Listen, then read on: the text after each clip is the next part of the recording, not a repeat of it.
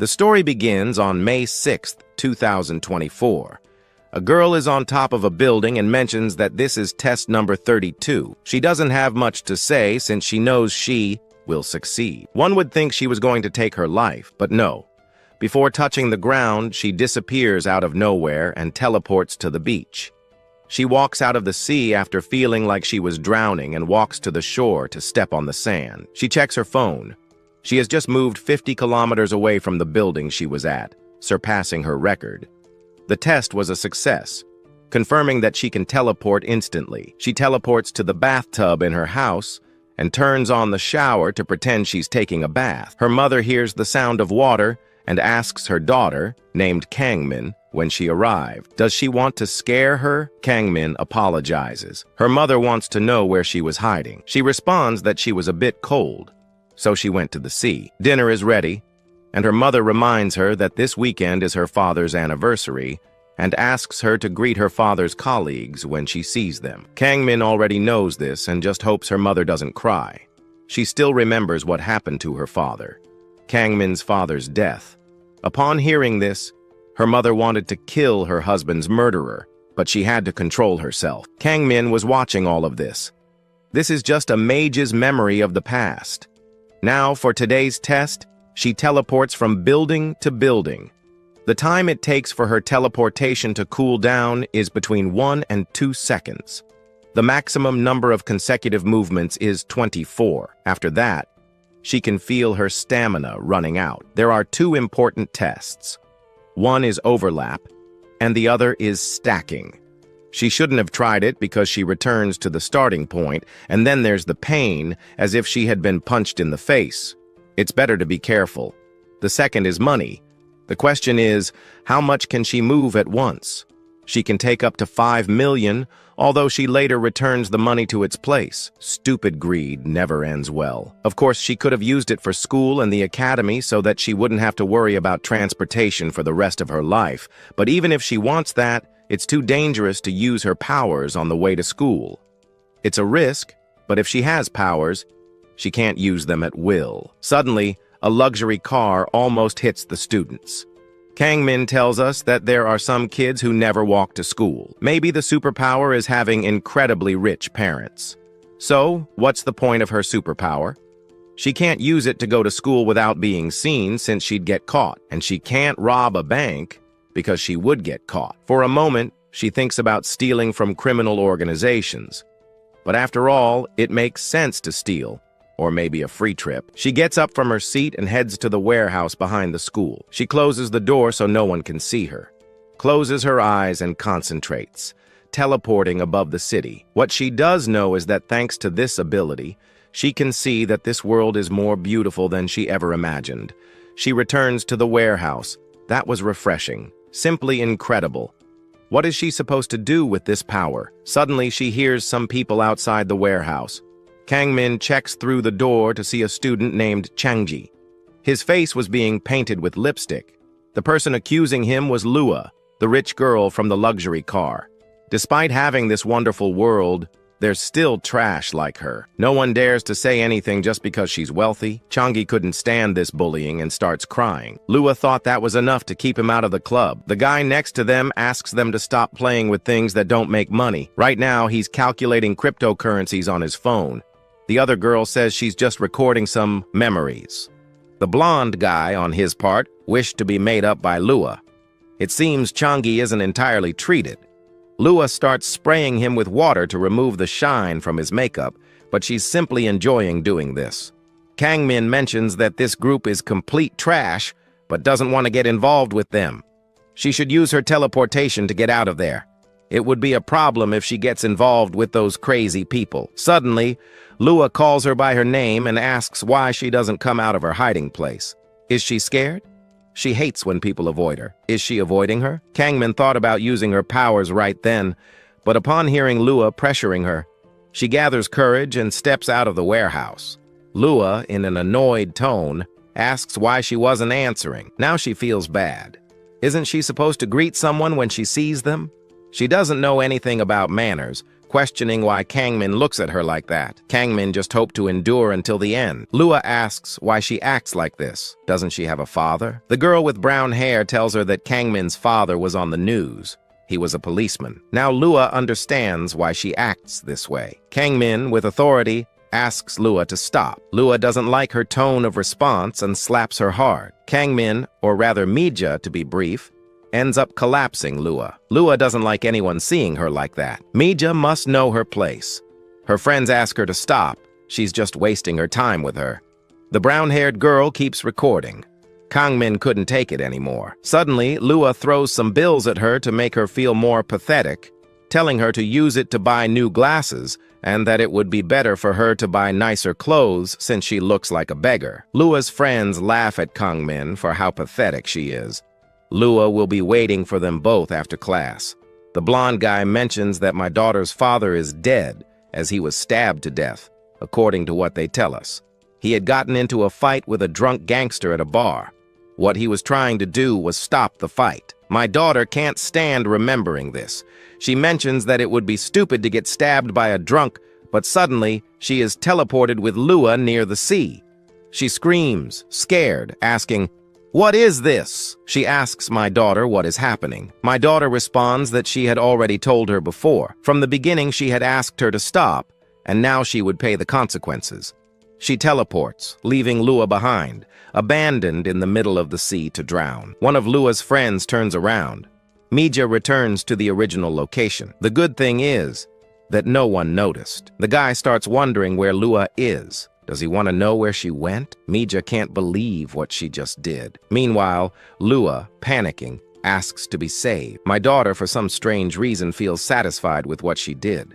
Since Lua didn't know how to swim, she ends up drowning in the sea, and no one will know her whereabouts. Before continuing with the story, we see a memory of my daughter. Her father asks her what she has done. With tears in her eyes, she tells her father that her dog, named Dory, killed her rabbit, and that's why she did what she did. After Dory killed her rabbit, she acted as if nothing had happened, still happy. That's why she simply punished the dog, and she was doing the same thing with Lua. She was punishing her for being a bad person. She deserved to die. We return to the school. My daughter, having returned to the warehouse, asks herself what she has just done. She left Lua in the middle of the sea. Did she kill her?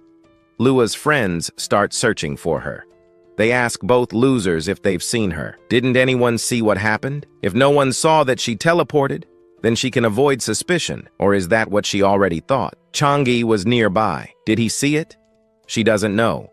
What should she do? Suddenly, the Ruby, being angry, asks Changi if he knows where Lua is. With great strength, he sends him flying into the trash can. The other boy asks his friend, named Gang Wo, to stop, but he couldn't stand being ignored. I want to know where Lua is. Is she going to get mad just because she left? If she keeps causing trouble, the school will end up on the news. Yungo tells Changi to talk. He grabs him by the neck to make him confess. At this rate, Changi will die. My daughter has to save him, but if she uses her powers, they will notice. Should she leave them all in the frame, Malua? That would be fine anyway. They're just trash. Suddenly, a teacher appears and asks them to stop. What are you supposed to be doing inside the school? He scolds Kongya and Connie. Kongi tells the teacher that it's nothing. They were just helping Changi get up. My daughter feels relieved. If the teacher is here, then she can end this now. The teacher asks them to stop making a fuss. Changi's face is bleeding. He can't let that slide. For some reason, the boys are calm as if they don't care. Connie, in a calm voice, tells the teacher they haven't done anything wrong, so why is he making such a big deal out of it? My daughter is surprised to see that the teacher doesn't respond to this. Now that Connie has encountered the teacher, when is he supposed to return the 50 million won? Is he stupid? No wonder he lost all his investments.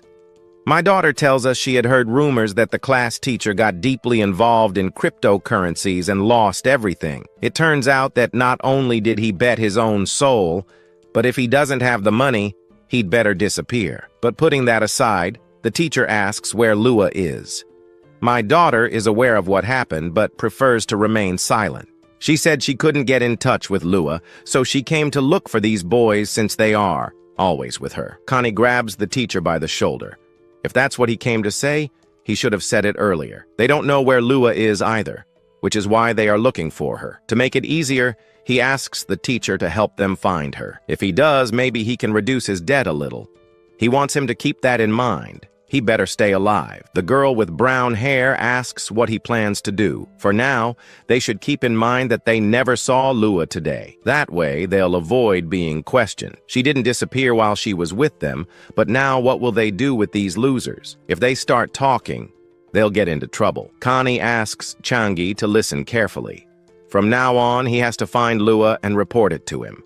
He'll need to keep his mouth shut, or else he'll be looking for him himself. He wants him to be clear on that. Miha can't help but feel sorry for Changi. Miha will also have to help Changi. If she leaves him alone, she'll be dead meat too. Meanwhile, the three of them will take care of other matters. My daughter knows exactly where Lua is. She was thrown into the sea because of her. Maybe she's dead. What is she supposed to do right now? She killed someone. And it seems there's also a witness who saw what she did. What decision should she make now? On the other hand, in the Philippines, a man, in tears, asks his attacker why he is doing this. Is it for money? Maybe for the 10 billion he owes. He asks the man to forgive him. The guy with an axe in his hand tells him that the money has already been paid, so he should go ahead and kill him. The man with glasses tells him he will pay double what he received. He just asks him to listen and wait, but the man with the scar doesn't have time for talk. The job is done. Today, he'll have to leave early. It's nothing important. Today is his daughter's birthday. Even though he doesn't want to, he has no choice. But still, it's his daughter's birthday. He'll leave the rest to his colleague. He checks his phone, sighs, nervous and tired, and calls his daughter. Lua's phone starts ringing but doesn't answer. The call will go to voicemail, because she's already dead. Her father understands why his daughter isn't answering. Maybe she doesn't feel like talking to him. It's complicated to be a parent, but when is he supposed to be okay with facing her? Sadly, that will never happen again. It's been 2 days since Lua disappeared. The whole country should be in an uproar over the disappearance of the granddaughter of the biggest conglomerate in Korea, but nothing happened. Everything was calm, as if nothing had ever happened. But why is the girl with brown hair worried? No one knows where Lua is. They need to continue calling everyone who knows her. If they can't find Lua, they're dead. Kan writes to his boss to ask for time to search for Lua. Things are getting complicated. Suddenly, Gong Wo appears. Kan asks him if he's found Lua. He responds that he couldn't find her. He beat up everyone he could, but no one knows anything, and his brother keeps calling him. He wants Kanji to come right now, or else he'll kill him. This terrifies him. Will Gong Wo let him go? They're both in the same boat, but Gong Wo doesn't think the same. He was with them just because he liked Lua. But now that Lua is missing, why should he help them? Yura asks him if he's really backing out after all the memories they shared. But what kind of memories is he talking about? Yura has information about everything he did to those girls at the club and how he poured white powder into their drinks. It must have been fun. Too bad they didn't find out. Is he blackmailing him? Cell asks both of them to calm down. This isn't blackmail. It's just a friendly reminder. That's why they need each other as friends. Right now, they need to focus on finding Lua. He knows Gong Wo wants to see Lua again, even though it annoys him. He knows it's true. But why isn't that bastard Changi showing up? My daughter feels like someone is watching her. She's never cared about who's behind her. But why does it have to be Changi? If Changi really saw what she did, what should she do? Lua is the heir to the El Hai group, the heir of a world-class conglomerate. She's disappeared. They'll do whatever it takes to find her. If Changi speaks and the group finds out that she was involved, there's no way she'll get out of this unharmed. She has no choice. She calls Changi and asks if he wants to go to an internet cafe. Meanwhile, in the Philippines, Lua's father's colleague calls him. The issue from yesterday has been resolved. It has been officially declared that the target was killed by a rival gang. Mr. James feels grateful, but notices that he's not even paying attention to him. Something's wrong. His daughter, Lua, hasn't updated her Instagram these days. That's strange. There should be a birthday party post. His colleague tells him to wait for his daughter. It's too much. It's no wonder why Lua's father hates him. However, Lua's father doesn't think the same way. He considers this normal, as he's just a worried father. Yesterday, his phone suddenly shut off. His colleague was about to respond to what he said, but at one point, Lua's father tells him to turn left at the next intersection. A car is following them. They don't seem like part of a gang. They need to figure out who they are. He steps on the gas. The car swerves left, and the target enters an alley. The man with black glasses orders his colleagues to block the alley to corner him. A car pulls up to block their way. Another car appears behind them.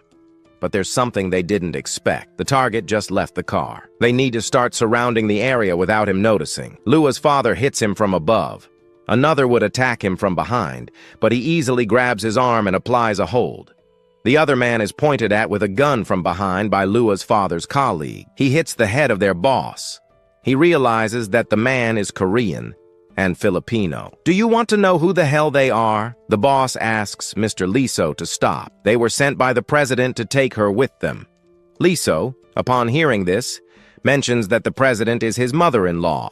They came here because they had to inform him that Miss Lua has disappeared in the news. Lua's grandmother, or the president, talks about reducing all underperforming subsidiaries, but Lua is not mentioned anywhere in the news. Are they trying to hide this? How can she be calm after hearing that her granddaughter is missing? Changi, who's by her side, tells Minja that Kanji's team asked them to find Lua. Has she found her already? Minja calls him an idiot. It's impossible for just the two of them to find her. Changi was only worried because of his fault. Minja was also involved, but she doesn't care. She's not afraid of those pieces of trash. If she's asking this, it's because maybe Changi saw her using his power.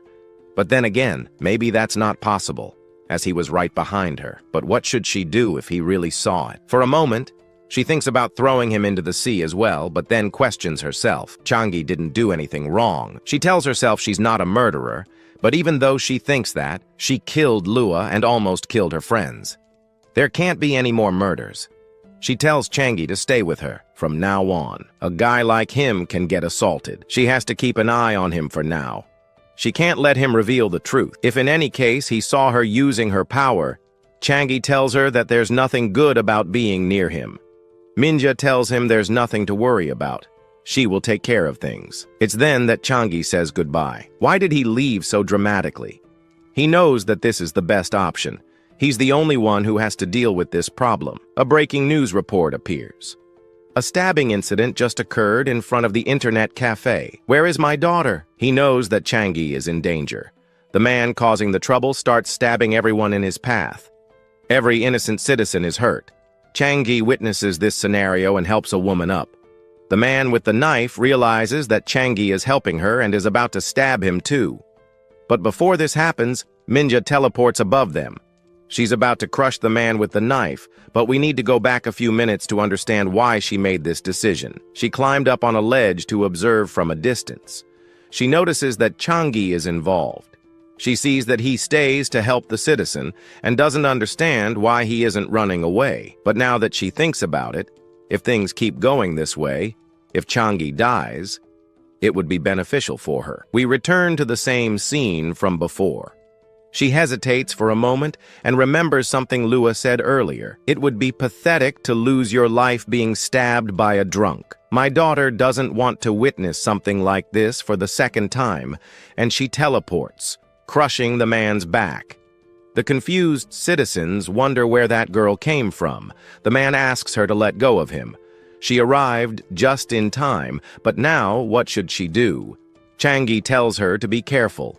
The man swings his arm back to cut her face, but within seconds, both of them disappear, leaving the crowd confused. They both teleport upwards into the air. She only goes up without thinking. She needs to get to a place with no people. The man, moving aggressively, cuts her hand, making her palm bleed. She pushes him away when she sees the knife in his hand. It reminds her of the same man who killed her father, where he died miserably by the hands of just some drunk. My daughter. I wasn't going to help the man. I was going to let him die. Trash like him doesn't deserve to keep living. This is a punishment for him to pay for his sins. For my daughter, doing this is the right thing. The man hits his head and crashes to the ground. The crowd is terrified. How is it possible that guy fell from above? The police arrive at the scene. My daughter teleports onto a car. She starts to breathe heavily, exhausted from the situation. She did it again. She just killed someone and has blood on her hand. For my daughter, this can't be possible. She killed someone again, but instead of feeling regretful, she feels satisfied with what she did. The news reports a breaking story. A random stabbing occurred in front of an internet cafe. 4 people were injured, and the suspect who caused it died at the scene. Many know how his death occurred. Someone in a coat appeared and fell onto the suspect. Not only that, the one who took him away fell from the sky out of nowhere. Someone even recorded it on their phone.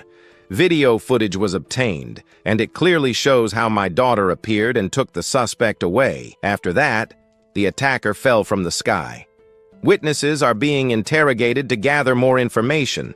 On the other hand, a man who was watching the news says, "The days have become strange."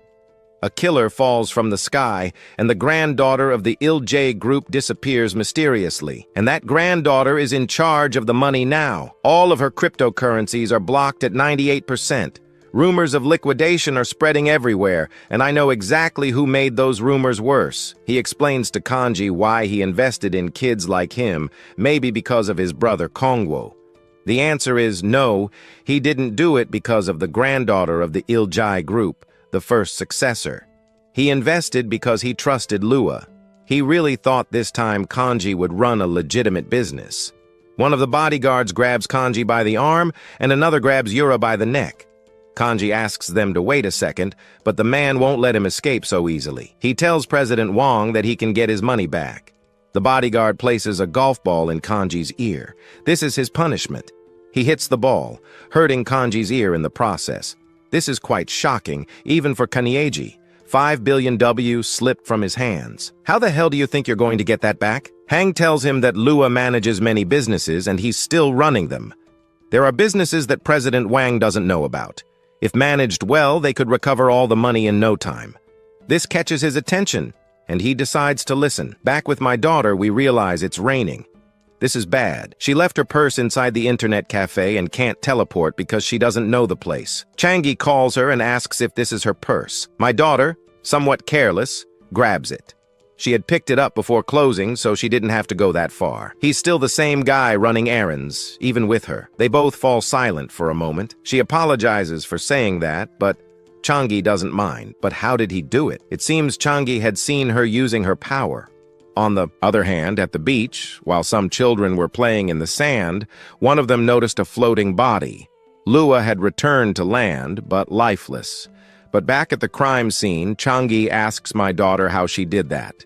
She pretends not to understand what he's saying, and responds that she doesn't know what he's talking about. She wants to leave, but Changi doesn't stop following her because he's following her. Changi wanted to ask her if her hand was okay, knowing that she hurt it earlier when she tried to catch the killer. It was her who did it, wasn't it? Just like with Lua. So in the end, she did see it. What will she do now? If she starts talking about it, she will get into trouble. But what person would believe that she already has the ability to teleport in the first place? However, even if she lets it go, now that she thinks about it, that knife contains her blood. The police must have taken it as evidence, and the only person who can connect her to it would be Changi. He's the only one who could expose her. She asks Changi what he plans to do about it. After knowing the truth, she admits it herself. She killed Lua and the guy with the knife, just because they were trash for this world. They didn't deserve to keep living. But more importantly, she doesn't realize how stupid it is. She's standing right in front of a killer who has already killed 2 people. Maybe inside she's screaming, knowing the truth. She grabs his arm, and for a moment, she thought of teleporting to the sea, to the beach, to make him disappear. It seemed like that was going to happen. But after reflecting a bit, Minja ends up laughing hysterically. That's quite hilarious. She would never kill him. She can't kill him. If she were really a killer, Changi would already be dead. Minja starts running in the rain. That was close. She almost killed him. Changi thanks her, thanking her for saving him more than once, both from Lua and that killer. She never thought that doing this would make the other person thank her. She only did it because she considered those guys trash for society. She tells Changi that this never happened. She never had the intention to save him. My daughter is confused. She doesn't understand what the hell this feeling is. On the other hand, we see Kanji and Yura inside a karaoke. For a moment, Kanji thought his ear was going to fall off, but leaving that topic aside, how did they get the 5 billion? They were only given 1 week. If even a single penny is missing, they'll take every last drop of his blood and sell him. It was Lua who convinced him to invest in cryptocurrencies, but now she's disappeared with the wallet. So why does he have to be responsible for all of this? Not even Go convinced his brother to give him some time. He directly asks Yura if he didn't blackmail him to help them. Or is that the reason they beat him up? He's tired of all this. Being in the same boat is useless. Go asks him to calm down. His brother asked him to keep them under control, especially Kanye. He just needs to give them the 5 billion so his brother can get richer. All this trouble started because Lua disappeared. If they find Lua, they can fix this. Also, Go wants to see Lua again. But when is she supposed to come back? She's always been a spoiled girl, but this time she's gone too far. If she's not dead, then she'll come back. But she can't afford to wait. Kanji asks Unbok to call all the guys under his control to check every club and bar. With Gong Wo's personality, Lua will appear sooner or later. It's then that Gong Wo begins the search. He was supposed to be watching them, but he ended up being an idiot. As for Yura, she will call all the girls from her album. They'll have to sell all the white flour that Lua kept stored. The news keeps talking about the incident that happened earlier. That crazy guy with the knife caused a pool of blood all over the area, hurting every civilian. But now everyone's talking about the unknown figure who stopped him. That person who stopped him was wearing a hoodie. If it weren't for that person, 3 more people would have died. It was exactly the time when students were leaving school. It could have been a total disaster. Another citizen mentions that, honestly, that guy with the knife didn't deserve to keep living. My daughter knows that this isn't a robbery or any other crime. She understands now. She's just eliminating what she considers bad. The authorities are still investigating this unknown individual. But without the proper clues, the investigation is getting complicated. Lee Su's colleague tells him that they've finally arrived in Korea and it's a mess. Does this make any sense? Lee Su, somewhat worried, responds that yes. Now they're in one of the Yai Group buildings. Lua's father was waiting for the president, the grandmother of Lua, or rather, Lee So's mother-in-law. She was crying, but before continuing, we see a small flashback from Lua's father's past. He was panting and somewhat hurt after arriving at the hospital in Korea. He had come for the birth of his daughter, but unfortunately, his wife had passed away. Lua's grandmother mentions that a man has his duties to fight, hunt, and protect his territory for his partner and his descendants. It doesn't matter if it's for the country or anything else. Nothing comes before a man's primary duty. When he made a commitment to his daughter, at least he expected him to fulfill his role as a man. She took note of the baby girl in her arms. She wanted to hug her daughter, but the president asked her to stop. This girl will be called Lua, the granddaughter of her daughter who gave birth to her, and also the heir of the Lai Group, a girl who has nothing to do with trash like her father. Where was he supposed to be when his daughter needed him the most? Where was he when his daughter was born? He's simply the lowest kind of scum. Lua's father cannot tolerate the rage inside him. 16 years have passed since then, since they saw each other for the first and last time. He never expected to see his daughter like this again. Lua's lifeless body was in love. Her father was never present when she was born, when she first went to school, and even at her final moment, her father was never there. The president tells him that she didn't call him to act as Lua's father. As far as she knows, So-hyun is the best assassin in the world, and she asks him to find whoever did this to Lua and bring her their head. So-yoon wants to make something clear. He is not her employee. What he's going to do now is try to be a father for the first time. Lua has been missing for 5 days. Some noticed that Lua hadn't been coming to school lately. Maybe she went abroad to study. Even the boys who used to hang out with her stopped coming. In any case, it's better not to see her at school. Some hope she'll drop dead somewhere. My daughter, upon hearing all this, feels happy. She has killed 2 people, a crime that can never be forgiven. But all the students are happy. Someone suddenly calls her, and that voice sounds familiar. It's Changi. And here too is another person whose face lights up. It must be because Lua is gone. Now there's a smile on their face, dramatically joyful. It seems like they were right to have killed Lua. She tells Changi to stop acting like they know each other. She asks, "Why? Didn't you call him a murderer? Or are you not scared?" Changi tells her that he never said that. Yesterday he just thanked her and wanted to return the favor for helping him. She asks if he's going to give her a magic seed. Changi tells her it doesn't have to be anything big, he just wants to help. Then he asks her to bring him a can of coffee. He barely slept last night, and he has a headache. Changi asks if that's all she wants. Minja tells him that if he doesn't want to, he can leave. However, Changi gets excited and tells her that he'll go buy it right now. Minja tells him to wait a second. It seems like being the errand boy suits him. Changi buys a can of coffee from the vending machine. He's happy to bring it to her, but on his way he runs into Kanji and W. It's been a while since he saw him. He notices the can of coffee and asks if he bought it for him. Changi, out of fear, says yes. He then asks if he has looked for Lua. Changi says he has no idea where to even start, so he hasn't even tried. They'll talk for a second on the rooftop. With Go, he's thrown hard against the rooftop windows. Kan asks why he likes to live like that. At least he should pretend he's looking for her. Minja was also supposed to help him. Changi asks them to search for Lua themselves. Kanji thinks maybe he heard wrong, and Changi repeats that they should go search on their own. Kanji cannot tolerate this, and W ends up kicking him in the stomach because it makes things more difficult. If anyone looks for Lua, they will stay with them forever. Changi knows that without Lua, the two of them are nothing. Kanji was going to let it slide for receiving the coffee, but he will no longer be merciful. He asks Unbok to strip him, and that's what he does. He takes off all of his clothes, leaving him in his underwear. Kanji receives a call from Yura and asks how things went. She tells him that she found a warehouse using the number Lua left, but she doesn't know if the white flower is inside the place. She can't hear him well because of the noise. Kan asks her to wait a moment and asks if she has found Lua.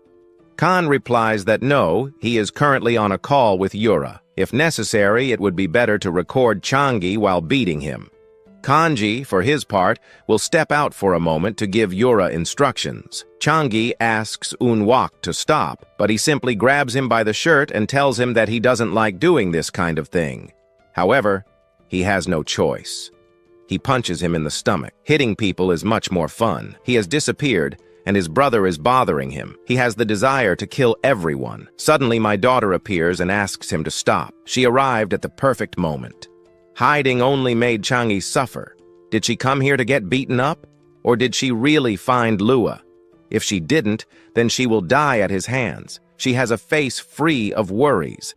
How many people must she have trampled on to live like this? Gong takes her by the head and asks if she is listening. My daughter tells him that he needs to be punished. At first, this amuses him, but all of a sudden, my daughter teleports him to a construction site. From now on, she will give him a punishment like he has never received before. She drops Gong, and Mihai teleports.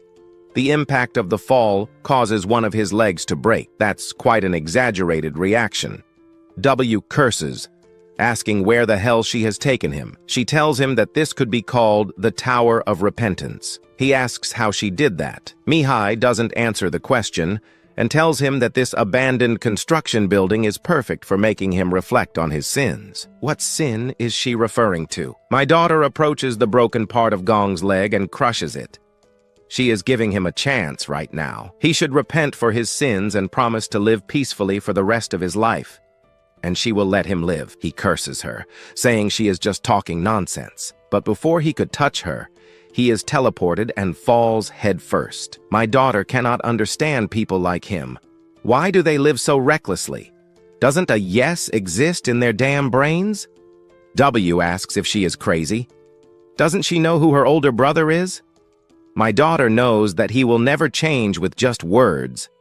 She grabs him by the shirt and calls him a foolish, evil person. He is simply another piece of trash. After so much crashing, Gong W is left half dead and asks her how it is now. Has he finally come to his senses? Gong W tells her he's sorry, that he's been wrong all this time. Now is the time to make a fresh start. The apologies shouldn't be for her, but for Changi. He will do whatever she tells him. It seems he still doesn't understand. Suddenly, Gong W picks up a rock to hit her in the head, but she teleports. It seems like he's hopeless. He deserves to die. Returning to Kanji, he tells Yura that they must turn the white flower into money. It doesn't matter if they don't have Lua's permission. They must put their lives first. He hangs up the call. He was going to call Yong Wo, but sees that he's nowhere to be found now. Where has he gone? He steps on Changi's head and asks him to wake up. He asks where Kong Wo went, but it wasn't necessary to ask since he suddenly appears falling from the sky. Blood spreads everywhere. Both of them are stunned to see Kong Wo's body. The one most frightened here is Changi. Kong Wo is dead. Changi, after analyzing a little, assumes it may have been my daughter, and he's not wrong. She, being up above, sends her greetings. This part disturbs him, and he disappears with teleportation. Meanwhile, Soun is heading to his daughter's school to look for Lua's friends and interrogate them. He knows that those three can't be responsible for Lua being found 50 kilometers away from the school. It's crazy. There's no way a group of high school students could do that. He, being Lua's father, doesn't know his daughter very well, but those three know more about her. He just needs to make them answer every single detail to find out the reason for Lua's death. Sojin's colleague is surprised. Now he's trying to act like a good father. He knows this is wrong, but it's just brilliant. This is his chance to fill the cracks in that old man's wounded heart, and he will make sure to fill it completely. I forgot to mention that the name of this blonde is Harry. She knows So-yoon will get it. For a moment, she stops. There's police at the school and an ambulance, too. She asks one of the students who was leaving what happened at the school. The student she's interrogating is my daughter. She tells her that there was an accident. Someone fell and died. The encounter between them doesn't seem to be just a coincidence. They both stare at each other for a moment, and then my daughter leaves after giving her response. Harry asks, So-yoon, what's going on? And he responds that it's nothing. Just that the girl over there reminded him a little of Lua. Now, we're in the principal's office. Harry introduces herself as the secretary of the group. The president gave her some instructions to confirm some things. He also requested a meeting with Lua's teacher. The principal introduces Lua's teacher, who tells Harry that his name is JNH, Lua's teacher. But there's something that intrigues him. Who is the person behind her looking out the window? She doesn't have to tell him. The teacher gets scared and understands. She heard that a student died today here at this school and asks if by any chance it's related to these three. Both the teacher and the principal are startled and tell her that W was found dead on the rooftop. Soji notices that Lua's teacher seems nervous and approaches him to ask something. He said he was Lua's teacher. Does he want her to tell him the details of Lua's school life? He'll have to tell her everything in detail. Meanwhile, Yura tries to contact Kanji, but he doesn't answer. She's scared of having to handle these things alone. Suddenly, Kanji, covered in blood, enters the warehouse. Yura asks him what happened, why he didn't answer the phone, and where Keiwo is. Kanji tells her that Keiwo is dead. Yura asks how it happened, and Kanji doesn't know. He simply fell from the sky, dead. Yura doesn't understand what he's saying. Kanji also doesn't understand. None of this makes sense to him. He lost all his coins, and now his brother is dead. His boss, Yunong, won't let him go so easily, even if he gives everything here. His brother won't come back. They must pack up all the goods and leave. She asks if they're taking all the flour. She already warned Gonong's group that they were here. Kanji, with a serious voice, tells her to do as he orders, unless she wants to die. His phone is ringing. Kanji pulls out the suitcase where he was keeping all the flour, but suddenly, someone appears at his hideout. He can't believe that some simple students have a rental warehouse in this place. Kanji asks how she found this place. Yura apologizes. They told her that she didn't have to pay her debt if she told them the hideout. She curses her. But in that brief moment, her head is slammed to the floor by a blow from Song. How dare she hit a woman? Was she trying to scam him? He told her he'd return the money and waited for so long. Kanji tells her he was about to pay her. Yeon Seong felt that the men from Kong had found the goods. These students are pretty crazy. They might have more than 5 billion W. A high school student carrying flour worth 5 billion W. Suddenly, Gon Seong receives a call from a detective working with him. He's informed that Go suffered an accident. Kanji is scared and Seong hangs up the call. He needs to go to the hospital right now, back up the goods, and lock up these two guys. Yura asks him to wait a minute. She doesn't know anything. She just found out that Ji-Wo is dead. Gon asks her how she knows that Ji-Wo is dead. Kanji asks her not to open her mouth. Yura becomes nervous and confesses that she only knows because Kanji told her. Gon Seong strikes her to the ground again, lifts her head, and asks if she killed him. Is that why she was trying to escape? Kanji tells him that he never tried to do that. Gon Seong demands that she answer correctly unless she wants to die. Kanji asks to know who killed him. Gon Seong asks who, and meanwhile, at Shangi's house, he is washing his face. His grandmother asks if he's home, and he answers that he is. His grandmother heard that someone at his school has died and asks if Shangi is okay. She wants to know if nothing happened to him. In order not to worry his grandmother, Shangi says he's fine, but what he doesn't know is that my daughter was watching him from the roof of a house across the street. We get a brief flashback of Lua's grandmother. The president's driver tells her they will soon arrive at Lua's school, but this would mean delaying lunch with the other economic leaders. The president doesn't mind making them wait. We learn that the president's name is Lahoon. She hadn't accompanied her lovely granddaughter to school for a long time. Lua, on her part, turns her gaze away as she's upset. The car almost hits some students.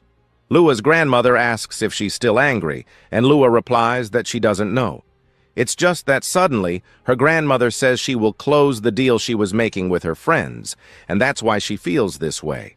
When her grandmother hears about the deal Lua mentions, she doesn't believe that playing with cryptocurrencies and hanging out with mentally unstable people is a business. Lua responds that's why it's fun. When you put a little money in front of her friends, their eyes shine, and they follow her like puppies. Her grandmother tells her that's why Lua needs to learn more. There are too many things in this world that cannot be moved by money or profit alone. Some things far exceed all of that, just like her mother. Sometimes the grandmother sees her mother's eyes in Lua, the night her mother left, when neither love nor logic worked. She had that dark look in her eyes. Lua, unknowingly, hugs her grandmother and says that she's already having fun thanks to her. But she's different from her mom. She will never betray her. The president, lost in her memories, opens her eyes.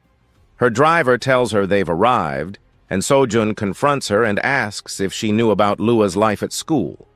The president tells her that Lua is her only granddaughter and that she can't abandon her, despite everything Lua has done. Sojun tells her that these weren't things a normal high school student would do. How the hell did Lua live her whole life? The president says nothing happened, which enrages Sojun, as she hears how Lua's grandmother doesn't even care about the direction of her life. Lua had perfect control over everything. At just 17 years old, she was a girl with the talent to reign above all.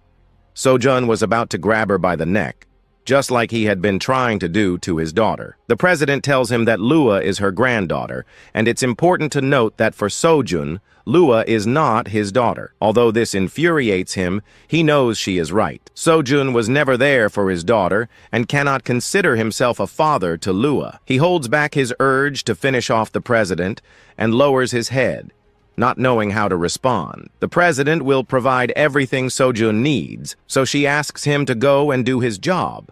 He must find out who killed Lua. Meanwhile, Chan tells his grandmother he's going to school. His grandmother asks if he is really okay, since she sees him wearing a mask. Changi tells her that everything is fine, and that it's better for her to go inside and rest because tonight she'll have to work too. He says goodbye to his grandmother and tells her he's leaving. His grandmother asks him to be honest, but Changi repeats that he's really fine. He leaves his house, looking a bit exhausted. It seems the wounds left by Gugo won't heal easily. Suddenly, my daughter appears behind him and asks where he got hurt. Changi is surprised and she asks why he's acting that way. Did he do something wrong? Changi asks how she got here, and she says she used her power, just like yesterday when she took Changi home. With this ability, doesn't he remember? Changi only remembers that incident from yesterday and feels a bit dizzy. He vomits on the way back to his house. Emja hands him some tissues, and Changi thanks her, but then he changes the subject. He asks if Guango died yesterday. Emja answers that yes, it's true. Isn't that good? Changi is speechless. Without Lua and Guango, that gang of idiots is finished. Now no one will bother Changi. My daughter feels no remorse for killing both of them, and Changi can see it in her smile. He asks her not to cause more deaths.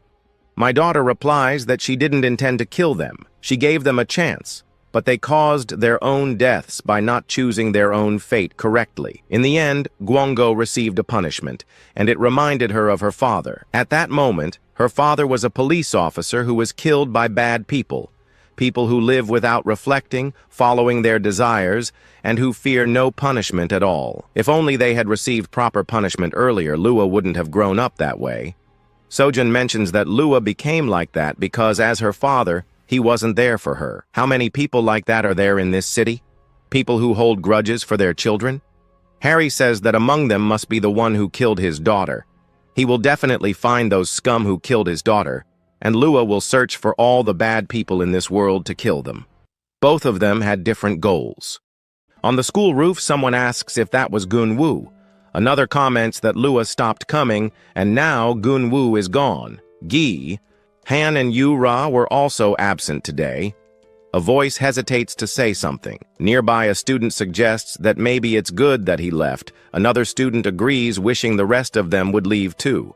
The mood at school is better now, they say. On her cell phone, Min-Ah watches Polyhula, a public investigator. She is in front of the house of a convicted criminal. Polly explains that he angered the entire nation 10 years ago.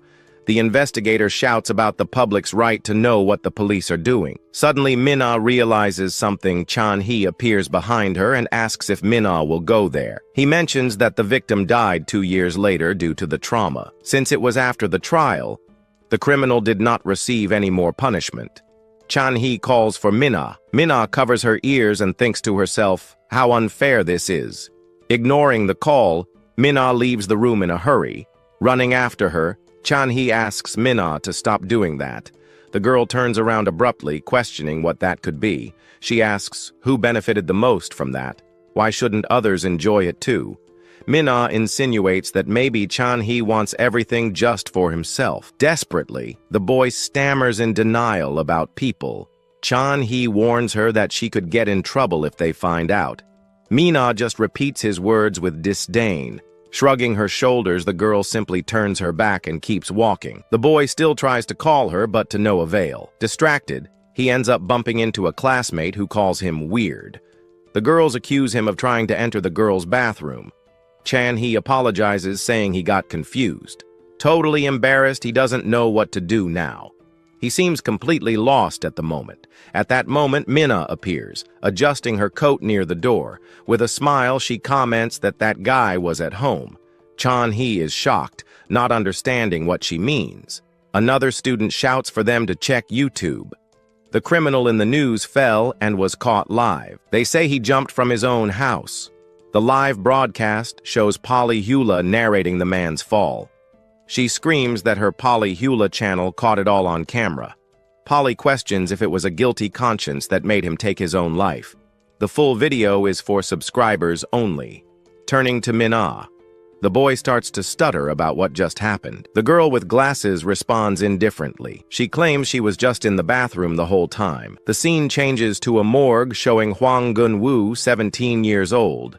A doctor explains that the cause of the end was nerve damage from a fracture in the neck. However, he adds a caveat. Detective Cho asks what the problem is. The fracture is consistent with a fall from a height, but the boy was found on a rooftop. Cho reflects that there are no tall buildings nearby. Noticing the presence of others, the detective asks if they are from the Il-hai group. A woman confirms that she is from the secretary's office. He then asks if this has anything to do with the little princess. There was a noise about that incident on the beach, right? The secretary replies that she is just an employee and wouldn't know.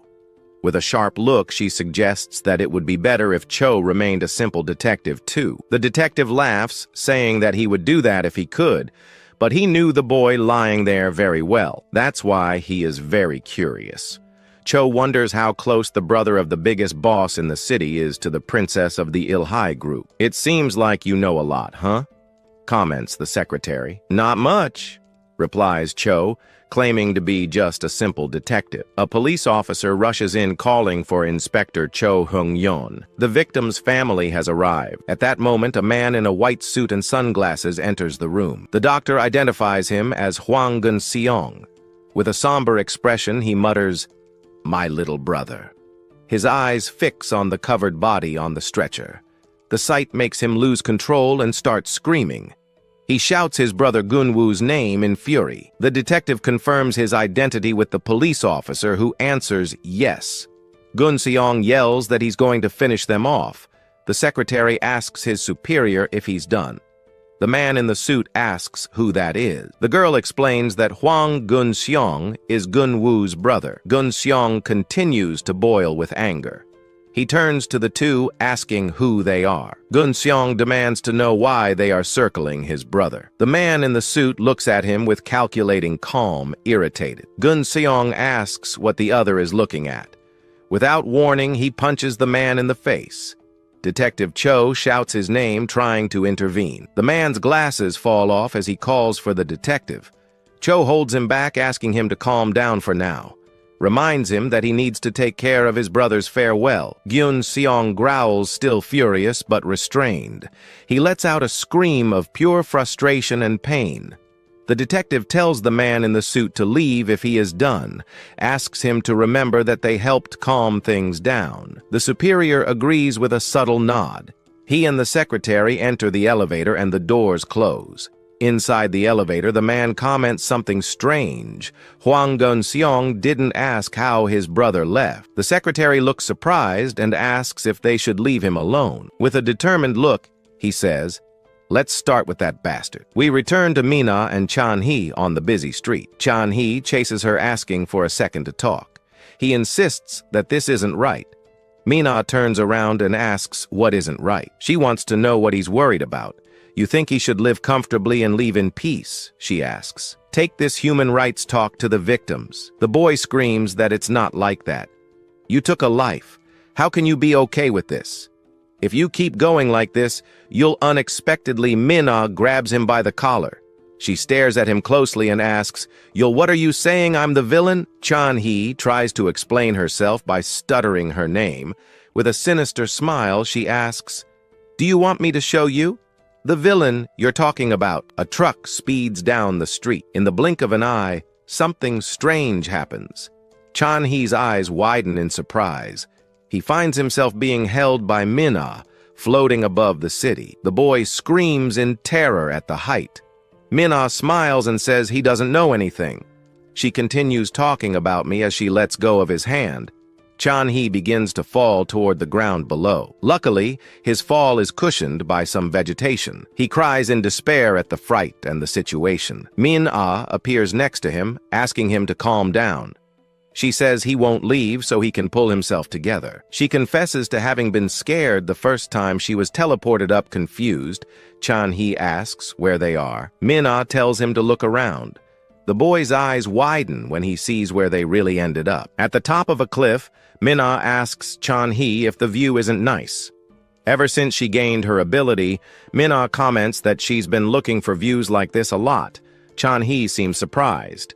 A sign indicates that the area is restricted to climbing because it's too steep. Smiling, the girl says she doesn't care about the sign. The boy is amazed by the landscape ahead. Chan-hee comments on how the view from there is totally different from that of an observatory. Placing her hands on his shoulders, Mina asks if it can be compared to seeing through glass. The girl with glasses seems thoughtful for a moment. Chan-hee seems to think about what it would be like to see this view every day. Mina promises to take him more often if he keeps it a secret. Chan-hee asks excitedly if he's serious. Laughing, the boy thinks that even if he told her, no one would believe him and they would think he was crazy. Suddenly, Mina gets very close, scaring the boy. With a serious look, She asks if he's going to go around telling everyone. Chan-hee quickly denies it. The girl then pinches her friend's cheek, reaching out her hand. Mina asks him to hold on tight elsewhere. A man in a white suit observes a body. He mentions that the report will come out tomorrow, and the body will be released. His companion suggests that it will be for the funeral. Hwang Geun-seong immediately denies it. Determined, he states that there will be no funeral until they catch whoever took his brother's life. Detective Joe reprimands Hwang Geun-seong for saying dangerous things.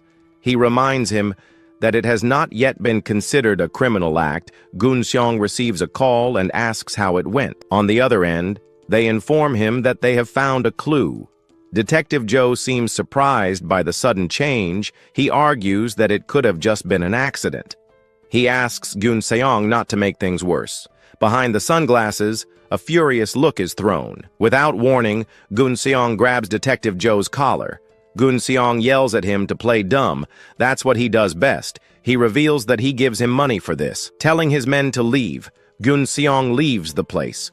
We see a building while the name Hwang Geun-seong is mentioned. Inside a car, a woman analyzes information about Geun-seong on her cell phone. He is CEO and chief developer. The girl concludes that he is basically a bandit. She questions why someone like that is connected to Lua, and if she chose the wrong friends. The man with the binoculars answers his senpai that it is not that simple. Apparently, Lua is the key to Hwang Geun-seong's coin business. Insinuating the support of the Ilhai group attracted a lot of people. They were about to go public, but Lua passed him by. The strange thing is that only the rumor of liquidation spread, and Lua did not gain anything. Anyway, Geun-seong is furious with her now. Suddenly, the man seems to spot something important. Through the scope, he spots Geun-seong and his men getting into a yellow car. He instructs the driver to follow him discreetly. They want to find out how Geun-seong plans to vent his anger. With a flash, Mina teleports with Chan-hee to a couch in an abandoned building. Chan-hee asks, confused, where they are. Mina replies that it is their secret base. It is an abandoned building that no one touches. The place was built on the side of a mountain, so no one comes here. The boy is surprised to see a wall full of photos. Mina explains that they are photos of places she has been. Memorizing the images makes things easier for her. Chan-hee thinks it is amazing. Excited, he asks if she can just go to the United States or Europe. The girl answers that she hasn't left Korea yet. There is a limit to consecutive teleports, too. Her record in a single jump was to the West Coast. After that, she felt completely exhausted. Chan-hee notices her friend looking a little tired. She admits that even this distance secretly consumes a lot of energy. She asks him to wait a second. In another flash, Mina disappears, leaving Chan-hee alone, and surprised alone in the room, the boy begins to worry. Believing that the doors would be locked, he tries one. To his relief, she opens it. Looking outside, he realizes the danger. The building is not only abandoned, it seems about to collapse. Sitting on the floor and scared, he calls out to Min-ah, asking her to come back. His expression shows how apprehensive he is. A sudden glow catches his attention. Min-ah returns carrying some boxes. She asks if he waited long. Upon opening a box, Chan-hee gets super excited. They are the popular Starbite donuts. Smiling, Min-ah says that it is a small joy he gets with his skill. No matter how famous the store is, she gets there in no time. She comments that eating there seems a little strange.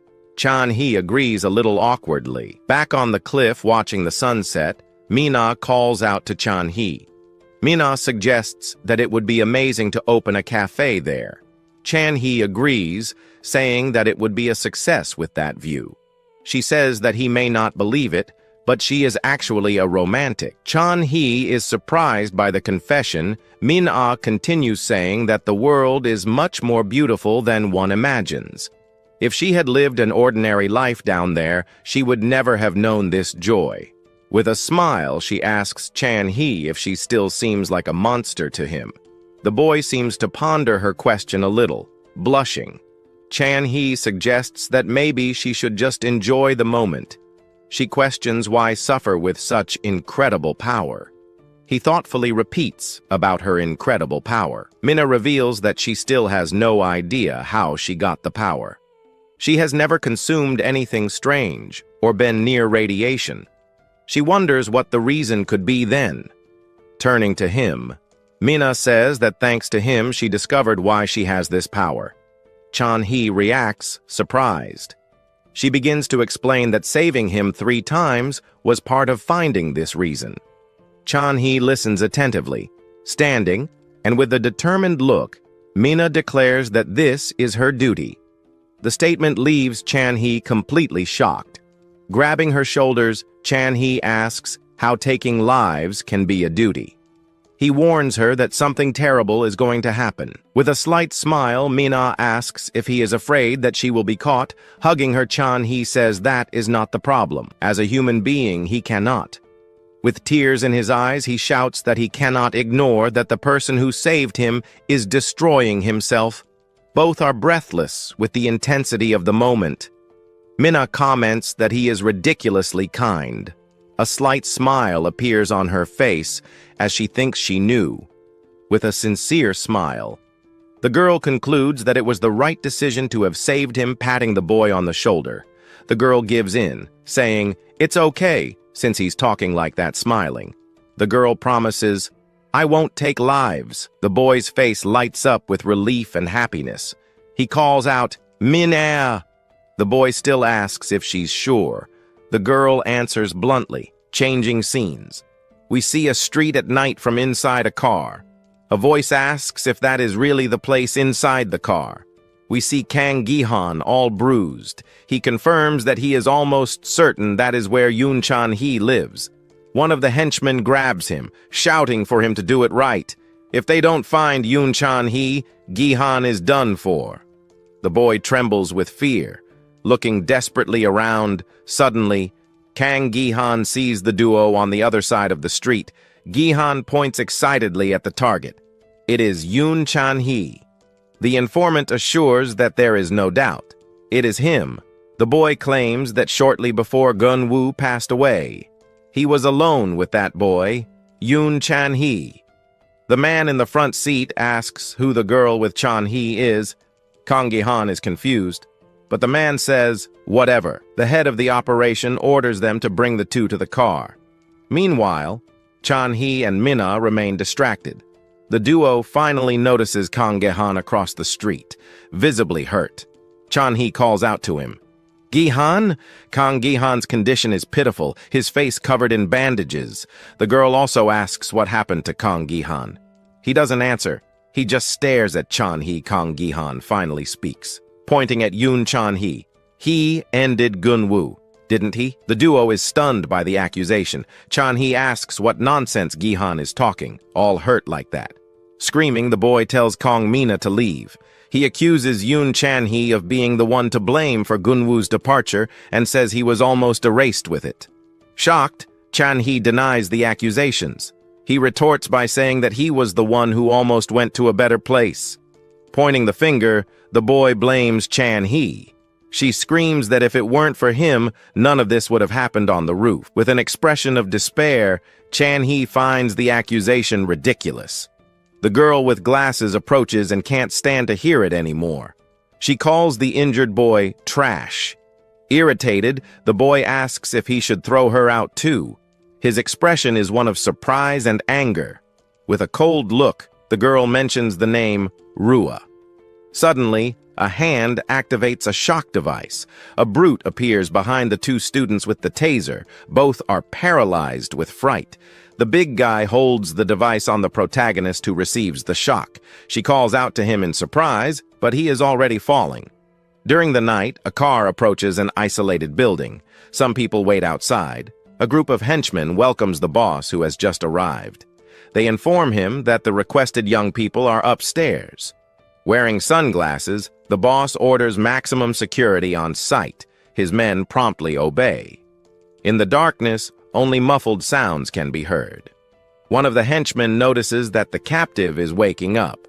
The other tells him to leave him alone for now. She wakes up disoriented with a very sore head. He tries to understand what happened. Thugs surround the girl tied to a chair. One tells him that the boss has arrived and orders them to bring the other boy tied and gagged. The girl Chan-hee wonders where she is. She seems worried about the boy named Yoon. Still gagged, Chan-hee worries about what happened to Yoon fallen on the floor. Yoon is badly hurt. A thug informs him that he vehemently denies the accusation. The boss looks imposingly at Yoon, who has fallen at his feet. Removing his glasses, the boss questions Yoon's denial. The boss addresses the boy, now called Gihan, and asks what happened at that moment. Hearing the name, the girl, Chan-hee, reacts.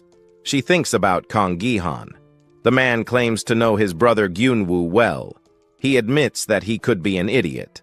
However, he would never lose to a weakling like Gihan, who has fallen there. A thug lifts Gihan up, demanding an immediate answer. The boy sniffs in fear. Desperate Gihan shouts that it was him. Gihan accuses the girl Chan-hee directly. He claims that she was the last person with Gunwoo and knocked him out. The girl struggles, trying to deny it muffledly. She thinks how Gihan is a wretch. Unexpectedly, Chan-hee confesses through the gag that it was her. A hand grabs Gihan's hair tightly. The boss suspends Gihan by the hair. He asks if the boy was present when his brother passed away. The boss's gaze is cold and calculating as he waits for the answer. Frightened, Gihan stutters, confirming that he was. With a subtle smile, the boss asks Gihan to tell honestly. He says he wants to know the truth as Gyunwoo's brother Gihan remains silent, hesitantly sweating cold. Without warning, the boss lands a powerful caress on Gihan's belly. Gihan feels the impact hard, spitting out some broth tied up. Chan-hee thinks she can't use her ability. Her head seems to buzz non-stop. The boss grabs Gihan again, who begs him to stop. Another strong caress is given to Gihan. Chan-hee reacts worriedly. Seeing the scene, Chan-hee begs in a muffled voice for them to stop. The boss gives Gihan another caress, calling him a wretch. He asks if he's joking. Furious, the boss shouts that his brother left right in front of Gihan's eyes. Another powerful caress is given. The boss demands to know why Gihan has no answers. Gihan's face receives a violent impact, spreading more red broth. The boss orders the girl's blindfold to be removed. Gihan is on the floor, unconscious. Chan-hee's eyes reveal themselves as the blindfold is removed. She focuses on Gihan on the floor covered in red broth. Gihan's condition is pitiful, completely injured. Chan-hee, tied to the chair, watches Gihan lying and injured on the floor. A close-up shows Gihan's punished face.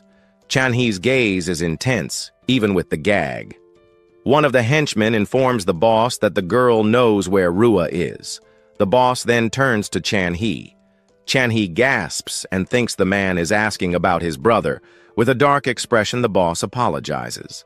The boss holds the girl's face, repeating the apology. He calls her name Chan-hee. Crouching down in front of her, the boss asks what she is apologizing for. The boss's face up close shows his intensity and threat. Chan-hee begins to remember the incident in the past. She regrets not having finished everyone on the roof. She thinks that everything happened because of her hesitation. The boss's expression changes to shock and fury upon hearing the confession. The boss takes out his anger by striking her. Chan-hee's eyes glow brightly, suggesting an activation of power. The boy is suddenly shocked, even tied up. Chan-hee goes through the man's body. Everyone, including the henchman and Gihan, is stunned by the scene. The boss is thrown back by the impact, breaking the chair in the process. The scene is pure chaos, with the boss flying through the air. Chan-hee lands on the ground, still with the ropes but free from the broken chair. The extra screams, feeling the impact of the unexpected blow. The henchmen run to help the fallen boss. They ask if he is okay without understanding anything. Gihan watches the scene, completely shocked and confused. The girl, Chan-hee, is kneeling on the floor with her head untied. Chan-hee's gaze is now cold and determined. Downstairs, other henchmen hear a loud noise. One asks his colleague if he heard the explosion. The other confirms. The two men exchange suspicious glances at the noise. At that moment, a man and a woman arrive at the entrance. The man announces that they have come to see CEO Hwang Gyun-song. With a scar on his face, the man asks if the CEO is inside. With full force, a man is hit in the face. In an alley, a man in a suit knocks down an attacker and other gang members approach. The newcomer warns that he knows about the presence of Hwang Gyun-song and only wants to talk. He then asks which floor the target is on. One of the thugs calls him irrational and asks if he would cooperate in such a situation. Surrounded by the aggressors, the man is asked who he is. He only repeats his question about Hwang Gyun-song and warns them to answer. One of the thugs seems apprehensive about the unfolding situation. Suddenly, a blonde girl appears and scolds the man. She says that no one would answer like that, and that's why she always asks the questions. With a smile, the young woman asks for everyone's attention and says they are there to talk. Suddenly, one of the aggressors tries to hit her from behind, but she notices. The thug still mocks her, asking her to speak louder. With a sinister smile, he pulls out some blades and asks where he should hit her. However, the aggressor is surprised by something unexpected. The object he was holding is now stuck in his own forehead, leaving another thug shocked. He realizes too late that he was hit by his own sharp object. The girl, with her hand extended, says that he scared her. Wasting no time, another thug furiously charges at the girl. The girl skillfully dodges the man's strike, who shouts in anger. Quickly, she grabs the attacker's arm mid-movement. With a fluid motion, the young woman throws him forcefully to the ground. She then picks up the sharp object from the fallen thug's hand. The man screams in pain from the violent impact of the fall. The blonde questions him about his rude words and tells him to keep talking. While the man mutters something, the girl says she can't hear him. The young woman then remembers that she should be the one asking the question instead of acting like a bully in front of her superior. She places the object in the thug's mouth and demands an answer so he doesn't embarrass her anymore. Suddenly, one of the aggressors jumps from above to attack the girl by surprise. Sensing the danger, the man in the suit acts quickly and pushes the girl. He protects her with his body and looks at her, concerned about the situation. Around them, several thugs are on the ground and a lot of broth is scattered on the floor. The man in the suit seems surprised by something and looks up. Two more aggressors are seen falling from above toward the group. His face shows shock at the unbelievable scene unfolding. He shields himself as the bodies hit the ground with full force. The place now has more injured aggressors, and the man wonders what is happening. He questions what could be going on upstairs to cause this. Meanwhile, upstairs, a young man with blue hair looks very frightened. He is cornered by several bullies armed with baseball bats.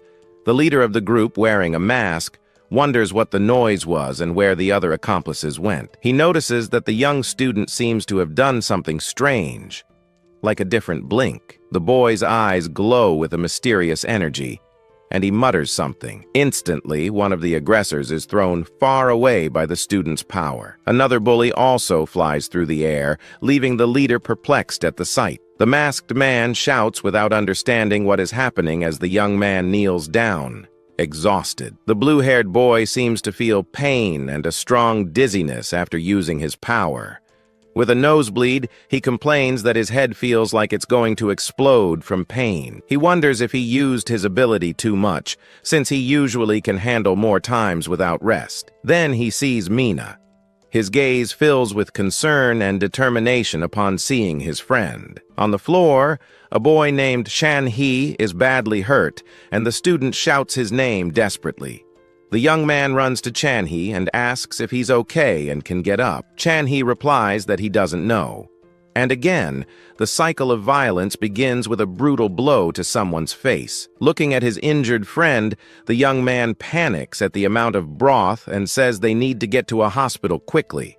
While holding Chan-hee, he thinks he doesn't know any nearby hospital, but decides to get out of there and use his teleportation until he finds one. With Chan-hee on his back, he assures him that he's going to save him, but a tattooed man approaches from behind with bad intentions. Without warning, the aggressor strikes. A powerful blow hits the face of the blue-haired boy.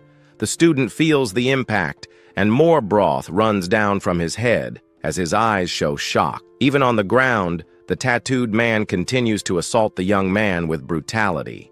Surprised, the thug asks what that little punk did to him because he feels something strange. Lying on the ground, the blue-haired boy groans in pain, feeling the injuries. He realizes that his body isn't moving and despair takes over his expression. The tattooed man considers the possibility of a head injury in the boy and thinks he needs to use his abilities. Grabbing the student's arm and holding a bat, he says he has a question before the boy sleeps forever. The aggressor asks if it's true what the young man said about his brother and if he really took care of the relative. The blue-haired boy remains on the ground, seeming too weak to react. With a serious expression, the tattooed man insists on the question about his brother. Tears run down the student's face and the thug mocks, asking if he cried faster than expected. The tattooed man's eyes shine with intense fury, and he prepares to attack. He raises the bat over the fallen boy and declares he's going to proceed with the attack. At that moment, the student focuses his thoughts and tries to activate his special ability. With a desperate face, he mentally begs for his power to work. The boy's eyes shine with an intense red light, indicating that his ability has been activated. However, the attacker's bat comes down violently, hitting Chan-hee, who was on top of his friend. The impact is direct to Chan-hee's head, and a lot of broth spreads around the place.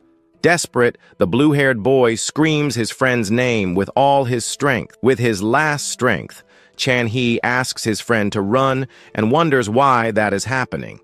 Before losing consciousness, he murmurs for his friend to get out of there and save himself. Chan-hee lies motionless on the ground with a large amount of broth around him. The student looks at his friend with an expression of pure devastation and sadness. Unable to hold back the pain, tears stream from his eyes as he looks at Chan-hee. A strange light seems to emanate from Chan-hee's fallen body. The tattooed man is surprised because his arm, which was holding the bat, begins to glow. Driven by anger and pain, the blue-haired boy jumps toward the attacker. The thug tries to hit him with the bat, but the student moves with surprising speed. With a scream of fury, the boy charges for the final attack. He delivers a powerful blow to the tattooed man, who feels the impact of the energy. After the attack, the young man feels a sharp pain and his body seems to give in. He falls to the ground, exhausted and wounded after using all his energy. The tattooed man is also on the ground, and another thug approaches, asking what happened and mentioning the others who were attacked. The thug informs the boss about the other bodies that are scattered around the place. The tattooed leader looks up and tells the subordinate to wait a moment. He realizes that the blue-haired boy, although badly injured, is still alive.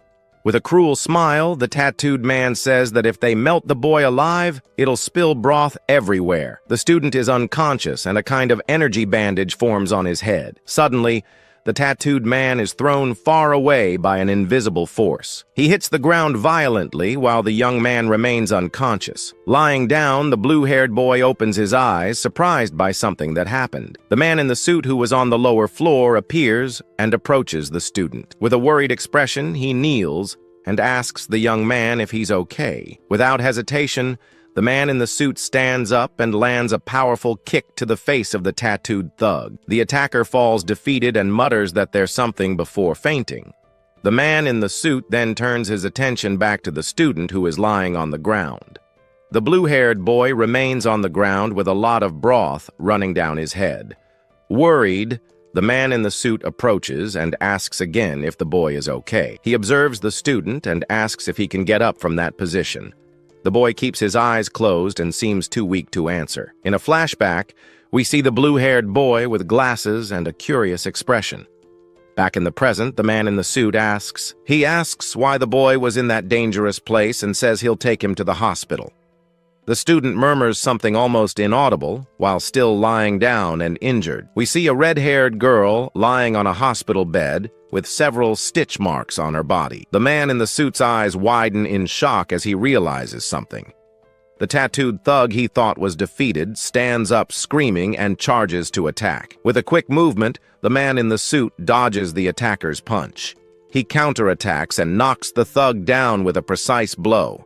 The tattooed man hits the ground hard, and the impact is visible. The man in the suit looks at the fallen aggressor and seems surprised by his endurance. Getting up with difficulty, the thug grabs his neck, and the man in the suit comments that he thought he had broken it. He notices the opponent's physique is more robust than expected. With a confident smile, the man in the suit says it'll be satisfying to defeat him after so long. The tattooed thug recognizes him and asks if he's not the one who was hiding in the hospital, calling him a fool. He asks the man in the suit to wait because he wants to ask something about his brother's death. The man in the suit's eyes show a growing fury at the mention. Without giving a chance to talk, he advances and attacks the thug with a sequence of strikes. The tattooed man tries to fight back, but is hit directly by a powerful punch.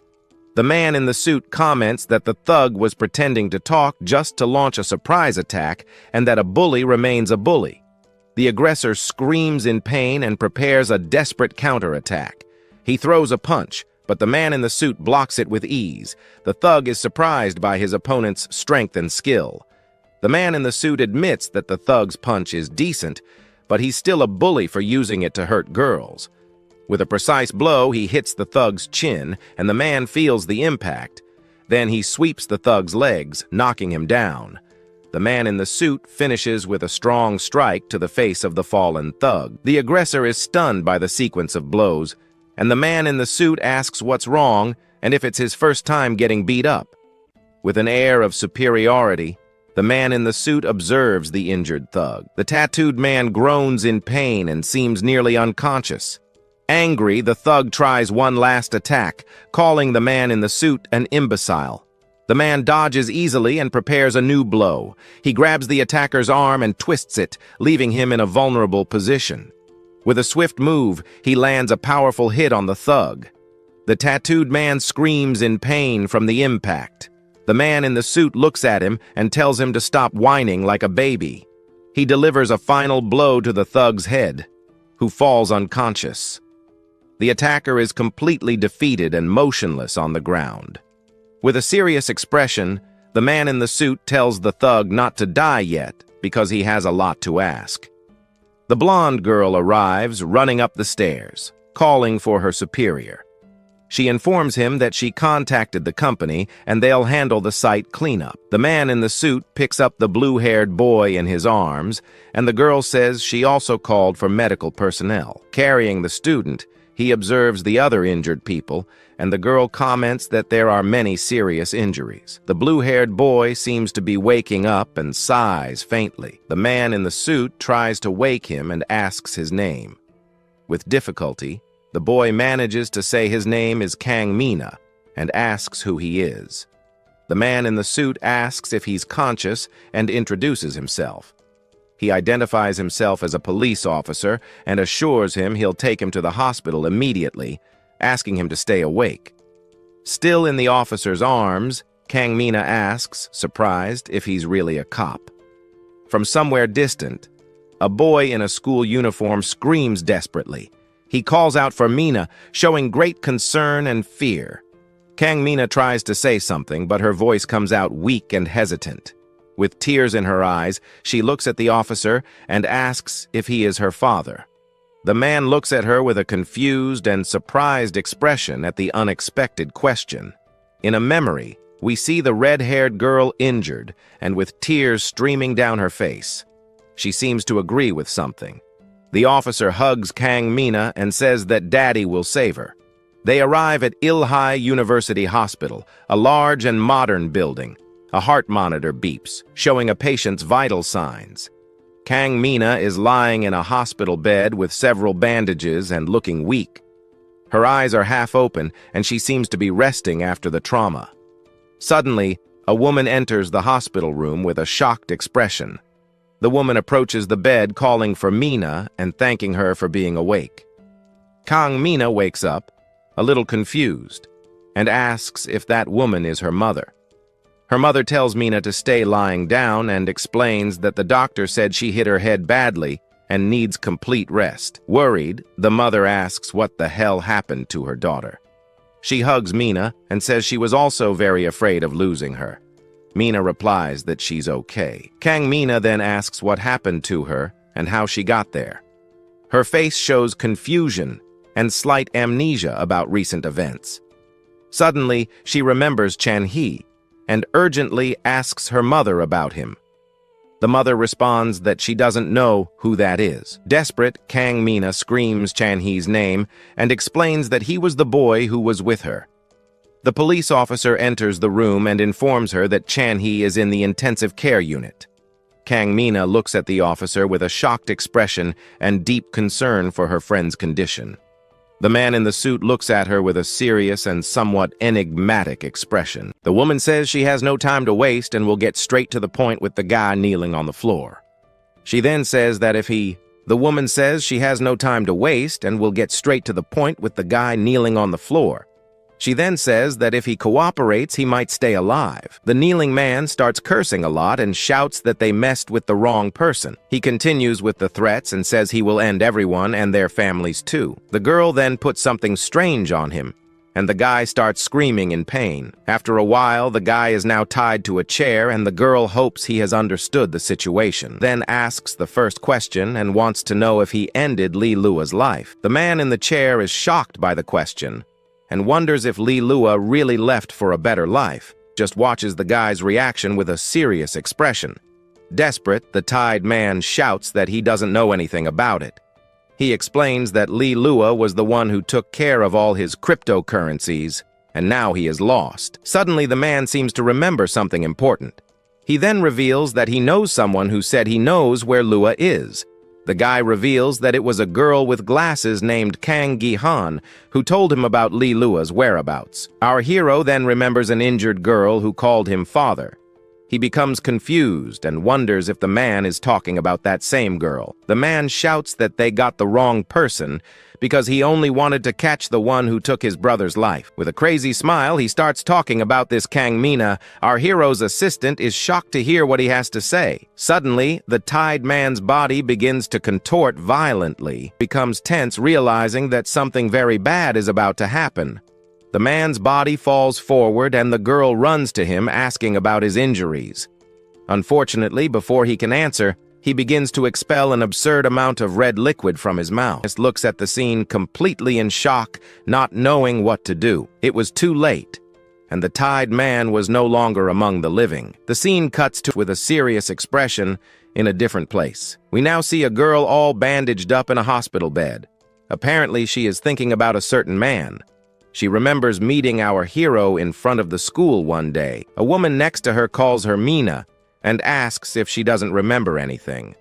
Her mother seems very worried about the girl's lack of memory. She points and says that he was the one who saved her from the kidnappers. The man looks a little embarrassed and says that he only took her out of there after she fainted. The mother is immensely grateful to our hero for his kindness in saving her daughter. He continues by saying that all the kidnappers were arrested and that they don't need to worry.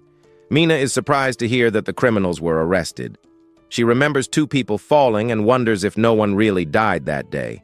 He prepares to interrogate her and says that he needs to ask her some questions. Before he can continue, Mina interrupts him and asks about a certain Chan-hee. She screams in despair and says that she needs to know what happened to her friend. The scene then shows the boy in a hospital bed completely unconscious. Mina and her mother observe the boy's condition through a window. The protagonist explains that the boy is in a coma and they don't know when he will wake up. He continues and says that there is a chance that the boy will never wake up. The girl starts to blame herself and says that everything is her fault for not doing things right. She thinks that if everyone had died in that place, none of this would have happened. Guilt consumes her as she continues to look at her unconscious friend. Suddenly, a lady appears running and crying towards them. Mina seems to know the lady and is surprised to see her there. The woman, who is probably the boy's grandmother, asks if they caught the culprit behind all of this. The boy's grandmother grabs and asks why they did that to her grandson. Crying, she wonders what the poor boy did wrong to deserve that end. Our hero tries to comfort the lady, who still doesn't understand the reason for everything. Watching the scene, Mina seems to feel guilty for everything that happened to her friend. She stands there wondering why all of that happened to Chan-hee. Suddenly, the girl starts to pant and seems to be having an anxiety attack. Mina then falls to the floor, and her mother screams for a doctor while the hero looks on worriedly. Sometime later, we see Mina back in her hospital bed looking calmer. Her mother approaches worriedly and asks if she is feeling better now. Protagonist interferes and says that she is not in a position to answer questions. The girl remains quiet on the bed with a blank expression on her face. The man then says he is leaving, and Mina's mother offers him a coffee as a thank you. He politely declines, and the woman asks him to wait. Just a moment. Alone in the room, the girl remains sitting on the bed, completely devastated by the situation. Suddenly, Mina calls for the detective, making him stop before leaving the room. She then wants to know what happened to those responsible for all of that. With a serious look, she asks if the culprit was simply arrested by the police. Our hero remains silent for a moment when he sees the girl's intensity. He then turns to her and reveals that the culprit for everything is already dead. The protagonist reassures her and tells her that she doesn't need to be afraid of anything anymore. A quick flashback shows our hero putting an end to the man being interrogated. Upon hearing the news, the girl begins to tremble and remains unresponsive on the bed. The hero tells her not to feel guilty because the man was the scum of society. He ends by saying that the criminal simply received the punishment he deserved. The word punishment reminds us of a moment when she was covered in blood. In the memory, we see her crying and saying that she was the one who punished someone. Returning to the present, the hero tells her not to worry because he will take care of everything. He states that punishing those responsible is his job and no one else's. Mina looks up at the man still processing everything he has just said. With tears in her eyes, the girl thanks for everything he has done. The scene then cuts to the outside of the Ilhai University Hospital. Outside, his assistant asks what his next steps will be in the investigation. She reminds him that Huang and his entire gang at the location are no longer alive. Replies that the case is not over yet, and the bodies may hold clues. We return to Mina, who is now in the room next to her friend in a coma. With a sad expression, she observes the boy and whispers his name. The boy remains unconscious, and only the sound of the monitors fills the room. Elsewhere, a man with an angry face orders someone to find the moon. We see that the one receiving the orders is a student who accuses him of something terrible. Back in the hospital room, Mina now seems to have made an important decision. She remembers the school bullies and the hero's words about punishment. She tells herself that there are still some who haven't received their punishment. Looking at her unconscious friend, the girl makes a promise to him. With a confident look, she swears that this time she won't make any mistakes. Once again, we see the facade of the large university hospital at night. Our hero and his partner are leaving the hospital with serious expressions. In an unknown place, a mysterious woman asks Lee Soo-yeon for an explanation. She is sitting in front of our hero and a bag with a body inside. He answers that the report was written without any doubt about what happened. The woman criticizes him, saying that if he continues like this, he will never find out the truth. The woman shows a photo of a man in agony and criticizes him for his way of working. The assistant gets angry and defends her superior, saying that he did nothing wrong. With a look of contempt, the boss simply asks what the girl said. His partner explains desperately that the guy was acting very strangely. He interrupts her and takes responsibility, saying that it was his fault. He reinforces that the body was recovered by them, and therefore the responsibility is the team's. His assistant is upset with his attitude and can't say anything. The boss says that it's good for him to admit his mistake, but that doesn't take away his responsibility. The hero and the woman then turn to leave, with the assistant following them. The woman warns him, saying that she'll let it slide this time, but makes a threat. She adds that if a mistake like that happens again, he'll be fired. Alone with her boss, the girl continues with an angry expression on her face. The boss then turns and leaves, leaving the pair alone to talk. Before leaving, the woman stops and asks about the children that Huang kidnapped. The woman orders an investigation of the two to find out how much they know about Lua. She orders that if they know too much, they must keep their mouths shocked when hear the cruel order from her superior. She finishes by ordering him to erase any trace that could tarnish Lua's image. As she walks away, she comments that Chan-hee being in a coma might be for the best. He calls her president and argues that young people could be Lua's victims. She responds that if that's the case, there's even more reason to shut them up. With a cold smile, she says that a father should fulfill all his duties. The detective just watches her with a serious expression on his face. The scene then cuts back to the large university hospital at night. In the room, we see Mina sleeping, while Chan-hee seems to finally wake up. Slowly, the young man gets up and puts his broken glasses on his face. Standing, the boy observes the hospital room, still a little disoriented.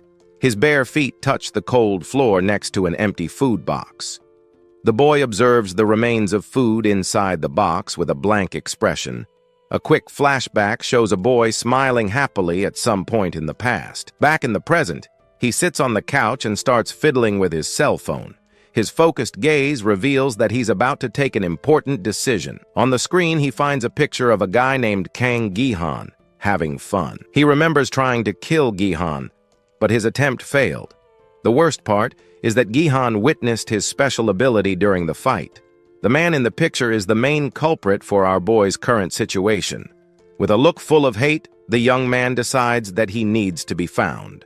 In the car, the detective says that Kang Gi-han is the top priority of the investigation. His partner asks about Mina and remembers that she knows about Miss Lua. The girl reveals that it was Kang Gi-han who told everything to the late Huang was desperate to find his brother's killer, and Gi-han helped him. Realizes that Huang may have been just another pawn of Gi-han. The image shows Huang's brother all bruised after a fight. Our hero wonders how Gi-han got such confidential information.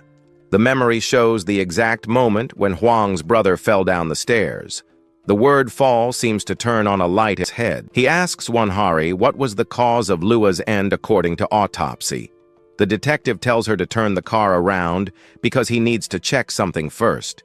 He says he needs to take a look at the body of the girl named Lua. Back at the hospital, his partner screams, saying he can't do that. The doctor tries to stop them, saying that the president has forbidden them to touch the body. Shortly after, a security guard appears and tells Lee Suyeon to stop immediately. The man tries to put his hand on his shoulder to force him to leave. However, he is faster and grabs the guy's arm tightly. With a quick movement, he throws the guard to the ground, who screams in pain. His colleagues, seeing the scene, run towards the detective without thinking twice. He, however, is not shaken by the threat and faces the men head-on. Our hero then easily knocks down everyone who tried to get in his way. Terrified by the scene, the doctor just watches without knowing what to do. He passes by the guards and says that he came to see his daughter and that they are not to interfere. The scene cuts to the morgue where the light flashes as they call him. Desperately, the doctor tries to pull his coat, begging him to stop. The doctor says that the president will take care of it, but the man does not listen. His partner then asks what he is looking for, and he points it out, saying here. The detective shows a bruise on the girl's skin that is almost imperceptible. Looking more closely, he realizes that there is not just one mark on the body. He notices that there are at least 2 different marks on the girl's back. Our hero then concludes that Lua must have fallen from a very high place. Wanhari is very confused by her partner's deduction, who continues. He says that the culprit who killed Huang Gaonwu and young Lua concludes that the murderer of the 2 victims. We see a memorial in a calm and flowery place with the name Kang Junwoo engraved on it. Beside it, photos show him in uniform and smiling with friends.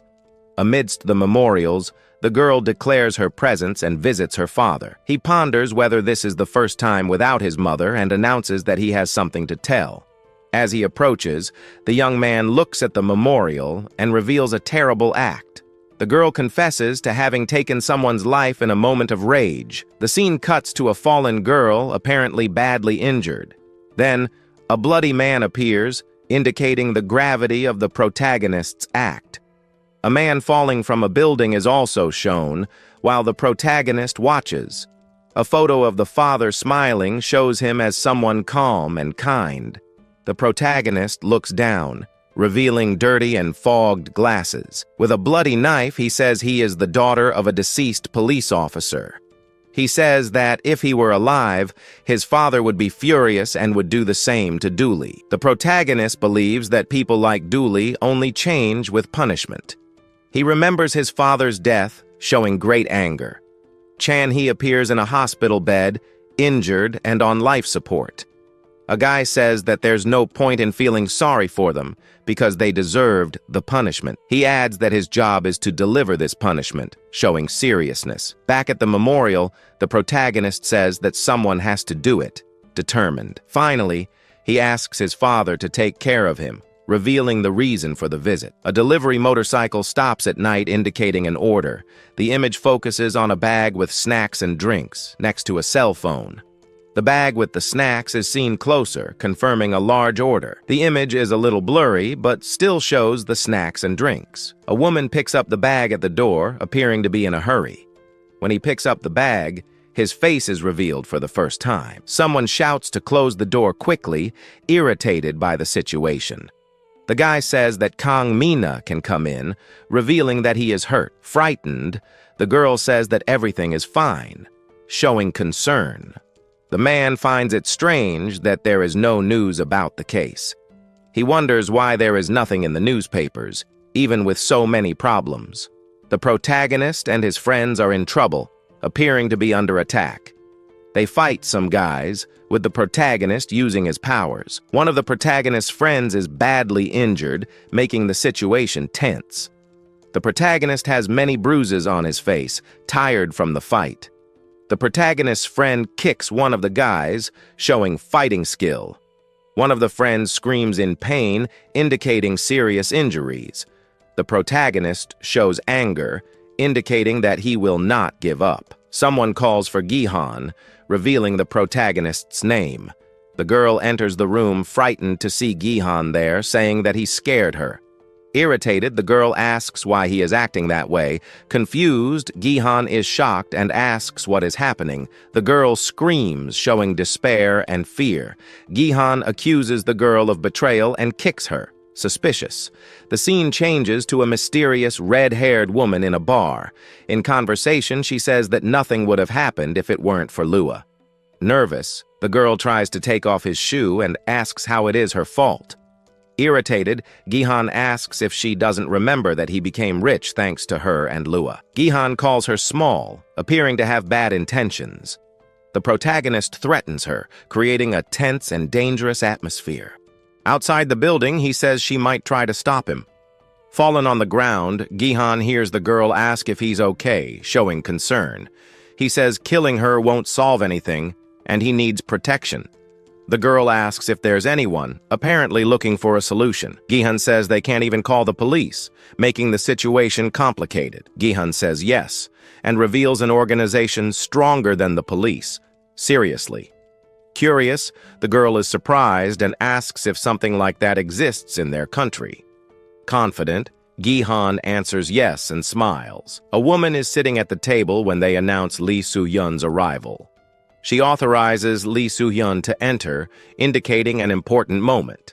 We see a tall, strong man entering the room, appearing to be important. Respectfully, the man asks if they called him, awaiting orders.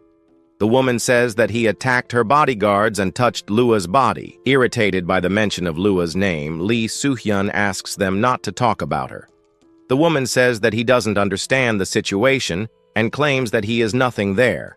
She reveals that he is just a mercenary hired by the Ilhai group. The woman says that he can come and go from the police station because he is a detective. She says that he uses the Ilhai group's resources because of her belittling him. The woman claims that without her support, he would be just another illegal criminal, humiliating him. He agrees that the president is right, admitting that he is a criminal and a murderer. Lee questions whether someone like him should escape from the president's hands. Surprised, the woman asks if he is threatening her. He demands her duty as a father, reminding her that she herself said that. The woman asks what he said, showing that she didn't like what she heard. She promises revenge for Lua's death, showing determination. The woman is serious and says that Lee Soo-hyun can fulfill her promise. Desperate, someone shouts for him to wait and do nothing. Urgently, someone asks him to move. We see a woman being held by two men, and Lee Soo-hyun asks what is happening. Irritated, he asks what is happening, showing anger. Nervous, the girl says on the phone that she knows who killed Lua. Surprised, Lee Soo-hyun seems to go after this person. On top of a building, Mina observes the city, planning something. He uses his cell phone, looking for something or someone important. Mina sees a photo of Yura on social media, realizing that she feels trapped. In the photo, a drink accompanies the caption about feeling like she is in a cage. Mina says that she found them and seems to go after Yura to find out the truth. The image shows the drink up close, reinforcing the caption about the cage. We see the window of Yura's room, and Mina seems to know where she is hiding. At the top of the building, Mina talks about Mina, planning her steps. Mina's eyes shine, indicating that he is ready to act. Mina realizes that Yura's building is an office tell from her photos. Analyzing the curtains and the angle, he thinks she is in Unit 801. Mina thinks that by capturing Yura, he will find out where Kang Mina is hiding. He worries about entering without the blueprint, as it could be a disaster. Gihan says that he checked the blueprint at a real estate agency, but the problem is the furniture and people. He fears that he will lose Yura if he hesitates. Mina waits for Yura to open the door, but he knows that this will not happen. Several vans arrive, indicating that something is happening there. Mina is shocked to see Lee Soo-hyun and the woman getting out of one of the vans. Mina recognizes the detective and prepares herself. He wonders if Yura or Kang Mina reported them. Mina concludes that if they are caught by the police, there will be trouble. Worried, he says that he does not want to meet him. Mina decides to force his way into the building. Lee Soo-hyun and his security guards enter the elevator. The woman says that the building is surrounded, but Kang Mina may be with her. Seriously, Lee Soo-hyun orders everyone to be detained. Lee Soo-hyun and his bodyguards step out of the elevator, ready for the mission. We see Lee Soo-hyun's shoes and his bodyguards, ready for action. Mina is in the hallway, heading to the same place as Lee Soo-hyun. The woman realizes that they are being followed and feels scared. The empty hallway suggests that something bad is about to happen. The woman asks what is happening, feeling that they are being followed. Lee Soo-hyun tells them to hurry up and they run down the hallway.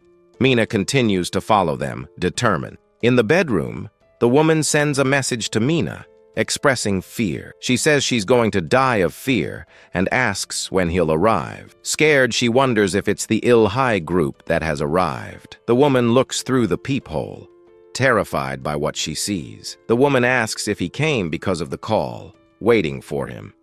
We see the apartment's intercom with someone outside. She says yes and asks if they can talk, showing interest. Curious, she says that they said it was something important. Politely, Lee Soo-hyun asks if she would mind opening the door. Hesitantly, the woman thinks about whether or not to open it. Afraid, she tries to open the door with difficulty. We see the lock being unlocked, indicating that she has finally decided to open it. The woman opens the door, revealing Lee Soo-hyun and his bodyguards. Hiding behind the door, Mina waits for the right moment to act. Mina's eyes glow, showing that he is ready to attack. The scene inside suggests that Mina is about to act. Mina Lee Soo-hyun screams Hari's name, revealing the woman's name. Frightened, Hari looks up, realizing that something is happening. Mina uses her powers to attack Hari without mercy. The woman screams desperately, caught off guard by the attack. Frightened, Hari appears to be badly hurt. Concerned, Lee asks what is happening. Satisfied, Yura smiles at the result. Mina appears to help, ending the chapter with a twist. The scene becomes tense with Mina suddenly grabbing Hari. Yura kicks the door hard, showing that she is on Mina's side.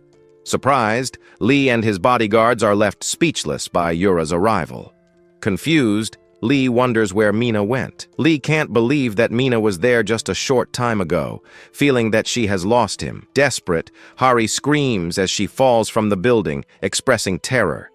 The woman feels the impact of the fall, indicating the gravity of the situation. Fallen and injured, Hari cries for help with a lot of pain in her leg. Mina says that she and Hwang Gunwoo are crybabies and tells her to look him in the eyes. Hari begs for Mina, showing her fear. The woman says she is wrong and begs for her life, claiming that she knows nothing. With a cold look, Mina asks if she did something. Hari claims that she did nothing, begging him to believe her.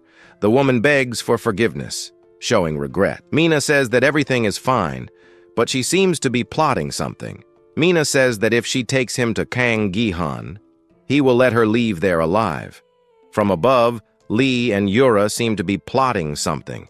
Curious, Lee asks what is happening down there. Hari apologizes, saying he doesn't know anything about what happened to Chan-hee. Indignant, Gihan asks why he didn't do the same with Chan-hee. Frustrated, Lee says there's no one there and the target has disappeared. Lee says he's not in the apartment either, wondering how someone could disappear like that. Annoyed, Lee doesn't understand how they lost Gihan. Lee asks them to search all the nearby units and rooftops, showing haste. Worried, Lee realizes that if Gihan uses the same method, Han Yura will die too. Lee wonders if Gihan is a superhuman, not understanding how he disappears so quickly. Determined, Lee says that it doesn't matter if he is a superhuman, and runs after him. Lee says that the priority is to protect Yura. On the roof, Lee asks Hari to check the opposite side.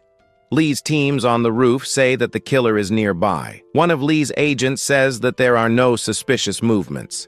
Lee asks them to search thoroughly, showing that he will not give up. Han Yura is at the window, appearing to be watched. Someone is looking through the window, spying on Han Yura. Gihan says that they are from the Il-Hai group and wonders why they haven't gone after Yura yet. Suspicious, Gihan thinks that using Yura as a shield doesn't make sense. Gihan reveals that he interrogated the professor to get the secretary's number. Impatient, Gihan asks if he will have to call himself. We see Gihan sitting in his room, planning his next steps, confident.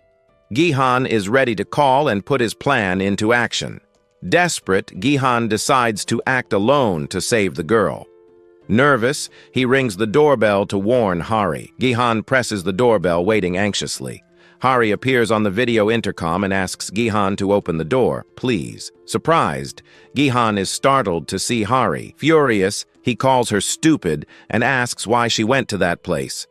Gihan enters the apartment and comes across a familiar face. With a sinister smile, Mina appears behind Hari, revealing her intentions. The woman screams when she sees Mina, trying to defend herself. Mina breaks down the door and goes after her, showing determination. Mina and he face each other, with the battle about to begin. Tears stream from Gihan's eyes as he faces the scene with despair and great distress. Mina appears standing behind the injured girl, creating a tense and frightening atmosphere. The hooded person declares that the time has come to pay for sins, with a threatening tone. Trying to protect the girl, Gihan is stopped by the masked man, creating an atmosphere of terror.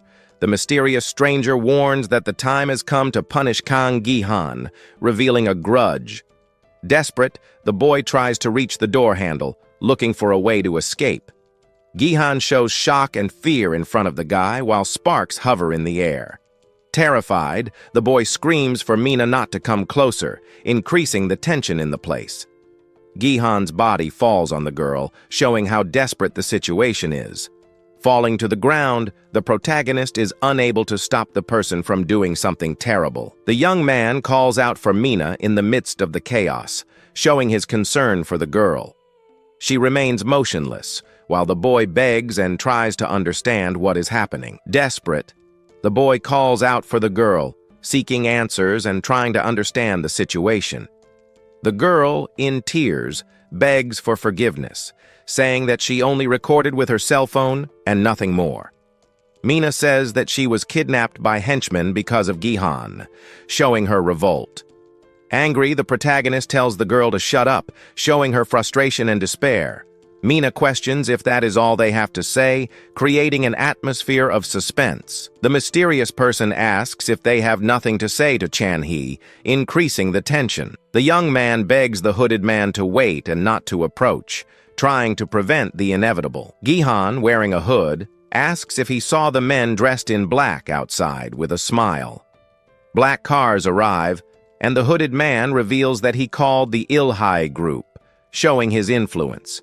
Intrigued, the man in black asks about the Il-Hai group, showing surprise. The boy smiles at the corner of his mouth, as if he were plotting something, creating an air of mystery. The detective asks if the Ilhai group was mentioned, indicating that he has important information. A drop of sweat runs down the person's face, revealing a mixture of tension. Pointing to Mina, the boy says that the group will not let her escape after what happened. Gihan states that Mina is finished, conveying a sense of revenge and justice. Mina seems confident and determined, as if she knew what was coming. Confused, he asks if he is not understanding something wrong, seeking clarity. The two stand face to face, creating a tense and expectant moment. The boy claims not to care if the other reveals his true identity, showing courage. She smiles in a macabre way, anxiously awaiting the boy's next move. At that moment, he tells her not to deceive him and asks why he doesn't tell the media. The girl says that a fellow teleporter killed someone in the group and is now going after him too. Kang calls for Mina while approaching her in a threatening manner, creating tension. Desperate, Gihan shouts for him to go away, showing his determination to protect Mina. The girl tries to attack, but her attempt is frustrated by desperation and the situation. Gihan fires a stun gun at Mina, demonstrating his readiness. The girl screams in pain when she is hit by the electric shock, revealing the impact.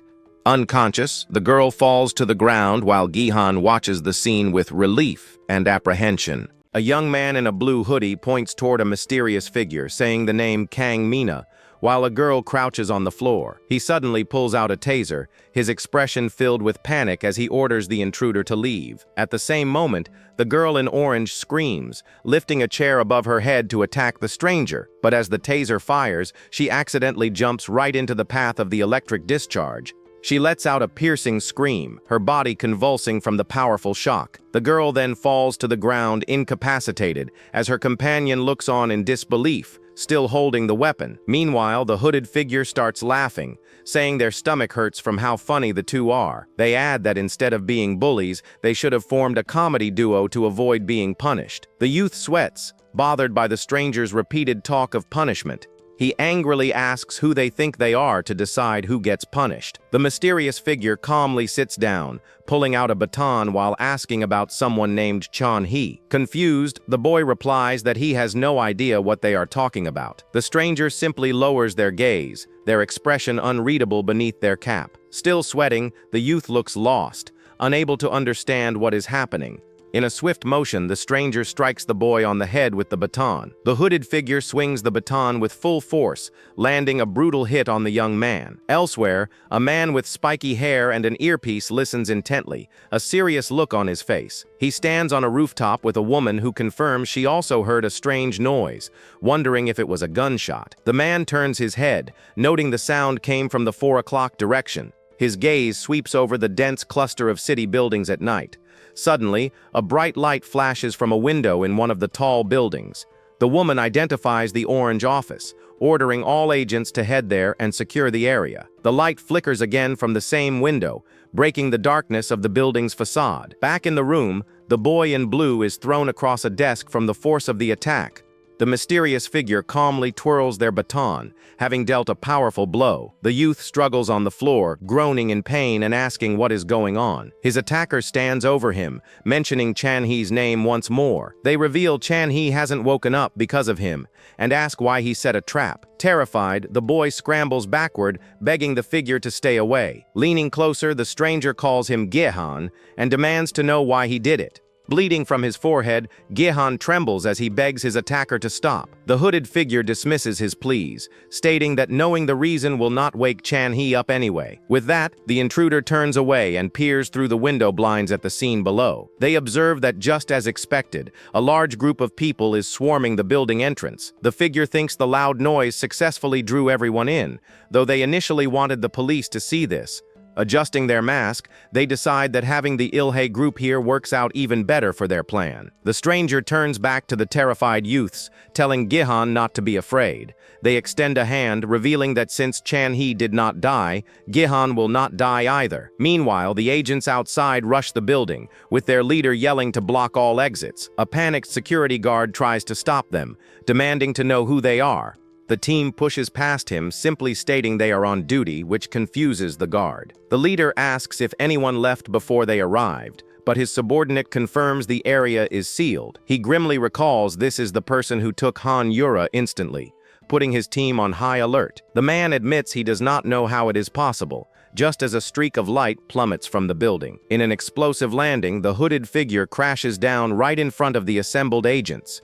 The agent leader stares in utter disbelief, his eyes wide and his mouth agape. His female companion is just as shocked, sweating as she watches the scene unfold. Then, Han Yura's body hits the pavement hard, thrown from the building above. Looking up towards the roof, the leader screams, realizing it is the same person. He stares in stunned silence, struggling to comprehend the rapid turn of events. High above, Kang Gihan now stands precariously on the edge of the building's roof. Blood trickles down his face as he looks down from the great height with a terrified expression. The agent leader furiously shouts Gihan's name, seeing another person in danger. But a sudden, powerful flash of energy erupts from the rooftop where the boy stands. The leader can only watch, frozen in place by the unexpected and swift development. He looks up at the now empty building, asking if the figure has already gone. The two agents quickly race to the rooftop, only to find it completely deserted. Meanwhile, the mysterious figure stands on another building, calmly observing the city below. The agent leader looks down from the rooftop, confirming that it is indeed him. He remarks that this situation is identical to the day Han Yura was taken. The agent leader clenches his jaw, his mind racing as he tries to process what happened to Kang Gihan. Gihan wonders in terror if the intruder lured them here just to commit a crime right in front of them. Overwhelmed by helplessness, the agent leader struggles to understand the motive behind such a cruel act. His companion contacts other teams over her comms, confirming the target has vanished without a trace. She angrily insists it is impossible, ordering all teams to search every room in the building immediately. But the leader stops her, calmly stating that it is useless and that everyone should withdraw. She looks at her superior in disbelief, unable to understand why he would give up so easily. He reminds her that she saw the intruder's ability, prompting her to ask if he thinks they are still inside. She laments that they lost the person who killed Lua right under their noses. The leader trembles with fury, his face contorted by the immense frustration of their failure. He finally lets out a powerful scream of rage that echoes across the city rooftops. Meanwhile, Jihan screams as he falls helplessly into a dark, rocky abyss. His body slams hard against the side of the chasm, the impact jarring him violently. He continues to tumble down the narrow crevice, crashing against the jagged rocks.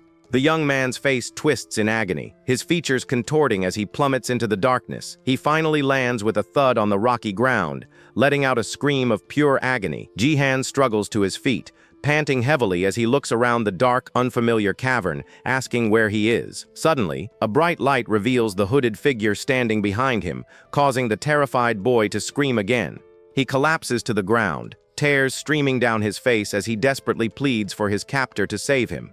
The mysterious figure looks down, using their phone as a light, and calls out the name Kang Minna. They then turn their heads slightly, calling the terrified youth on the ground a coward. The captor asks if he fears death after what he did to Chan-hee, prompting Gihan to apologize frantically. He begs for his life, reminding the stranger that they promised he would live. A cold, determined look crosses the captor's face as they listen to his desperate pleas. The stranger grabs him, shouting that he should be asking Chan-hee for forgiveness, not them. Now on his knees, Gihan trembles uncontrollably as his captor looms over him menacingly. The figure pulls back slightly, confirming they will not kill him before asking if he truly wants to live. They then pick up the boy's phone from the ground, surprising him with the sudden action. Holding up the device, the captor demands the password, stating it is the only way he will survive. Gihan looks utterly confused and scared, asking why they would need his phone. The captor explains they will start with his phone, leaving the young man completely baffled. Standing over the kneeling boy, the stranger sternly demands the password,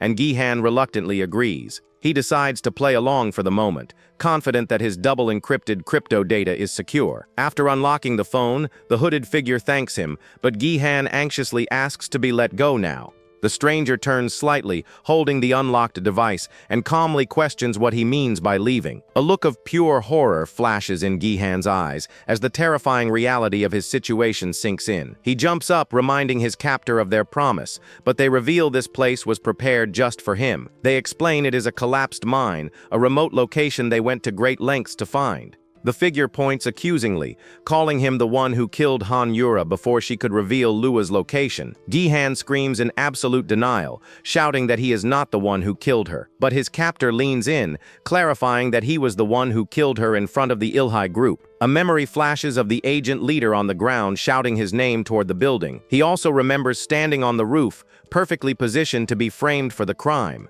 Gihan claws at his face in despair, realizing that Kang Mina had planned this from the very beginning. He lets out one last agonizing scream as Kang Mina vanishes, abandoning him in the dark, inescapable mine. With a chilling smile, Kang Mina says goodbye to Gihan, leaving him behind. He watches in despair as the light from her escape fades, leaving him in total darkness. He desperately reaches out, screaming for her to get him out of there, promising to do anything. His voice echoes through the dark cavern, filled with rage and terror as he screams her name. Outside, Kang Mina looks up at the sky, her expression calm as his faint pleas for help fade away. She takes off her cap, a small smile on her face as she comments that she cannot hear anything. Her gaze is fixed and distant, her mind already moving on from the boy left in the mine. A flicker of intense determination crosses her eyes, her resolve hardening. The scene shifts to a hospital room, where she stands silently beside the bed of an unconscious Chan-hee. She gently asks her friend if she did a good job, her voice soft in the quiet room.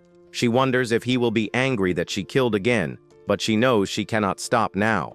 Holding Jihan's phone, she decides people like him are just twigs, vowing to uproot the whole tree. Leaning close, she tells Chan-hee that if he wants to stop her, he needs to wake up. A nurse suddenly opens the door, cautiously asking if someone is inside the room. Seeing only the patient, the nurse is confused, wondering if she just imagined hearing a voice. In his hospital bed, Chan-hee remains unconscious, breathing through an oxygen mask. Later, at school, students gossip about the news that Han Yura fell from her apartment and died, and that Kang Ji-han has disappeared. Another group discusses the strange events, linking Han Yura's death to Hwang Gyunwoo's, wondering who could be killing them. A few girls talk about how the bullies scammed many students and put Chan-hee in the hospital, calling them the worst. As Kang Mina listens silently, one girl speculates that maybe the same culprit also got rid of Lua. Mina thinks to herself that it would be great if that were true, her expression unreadable. The scene flashes back to Mina arriving at school, where a voice asks what she is doing there.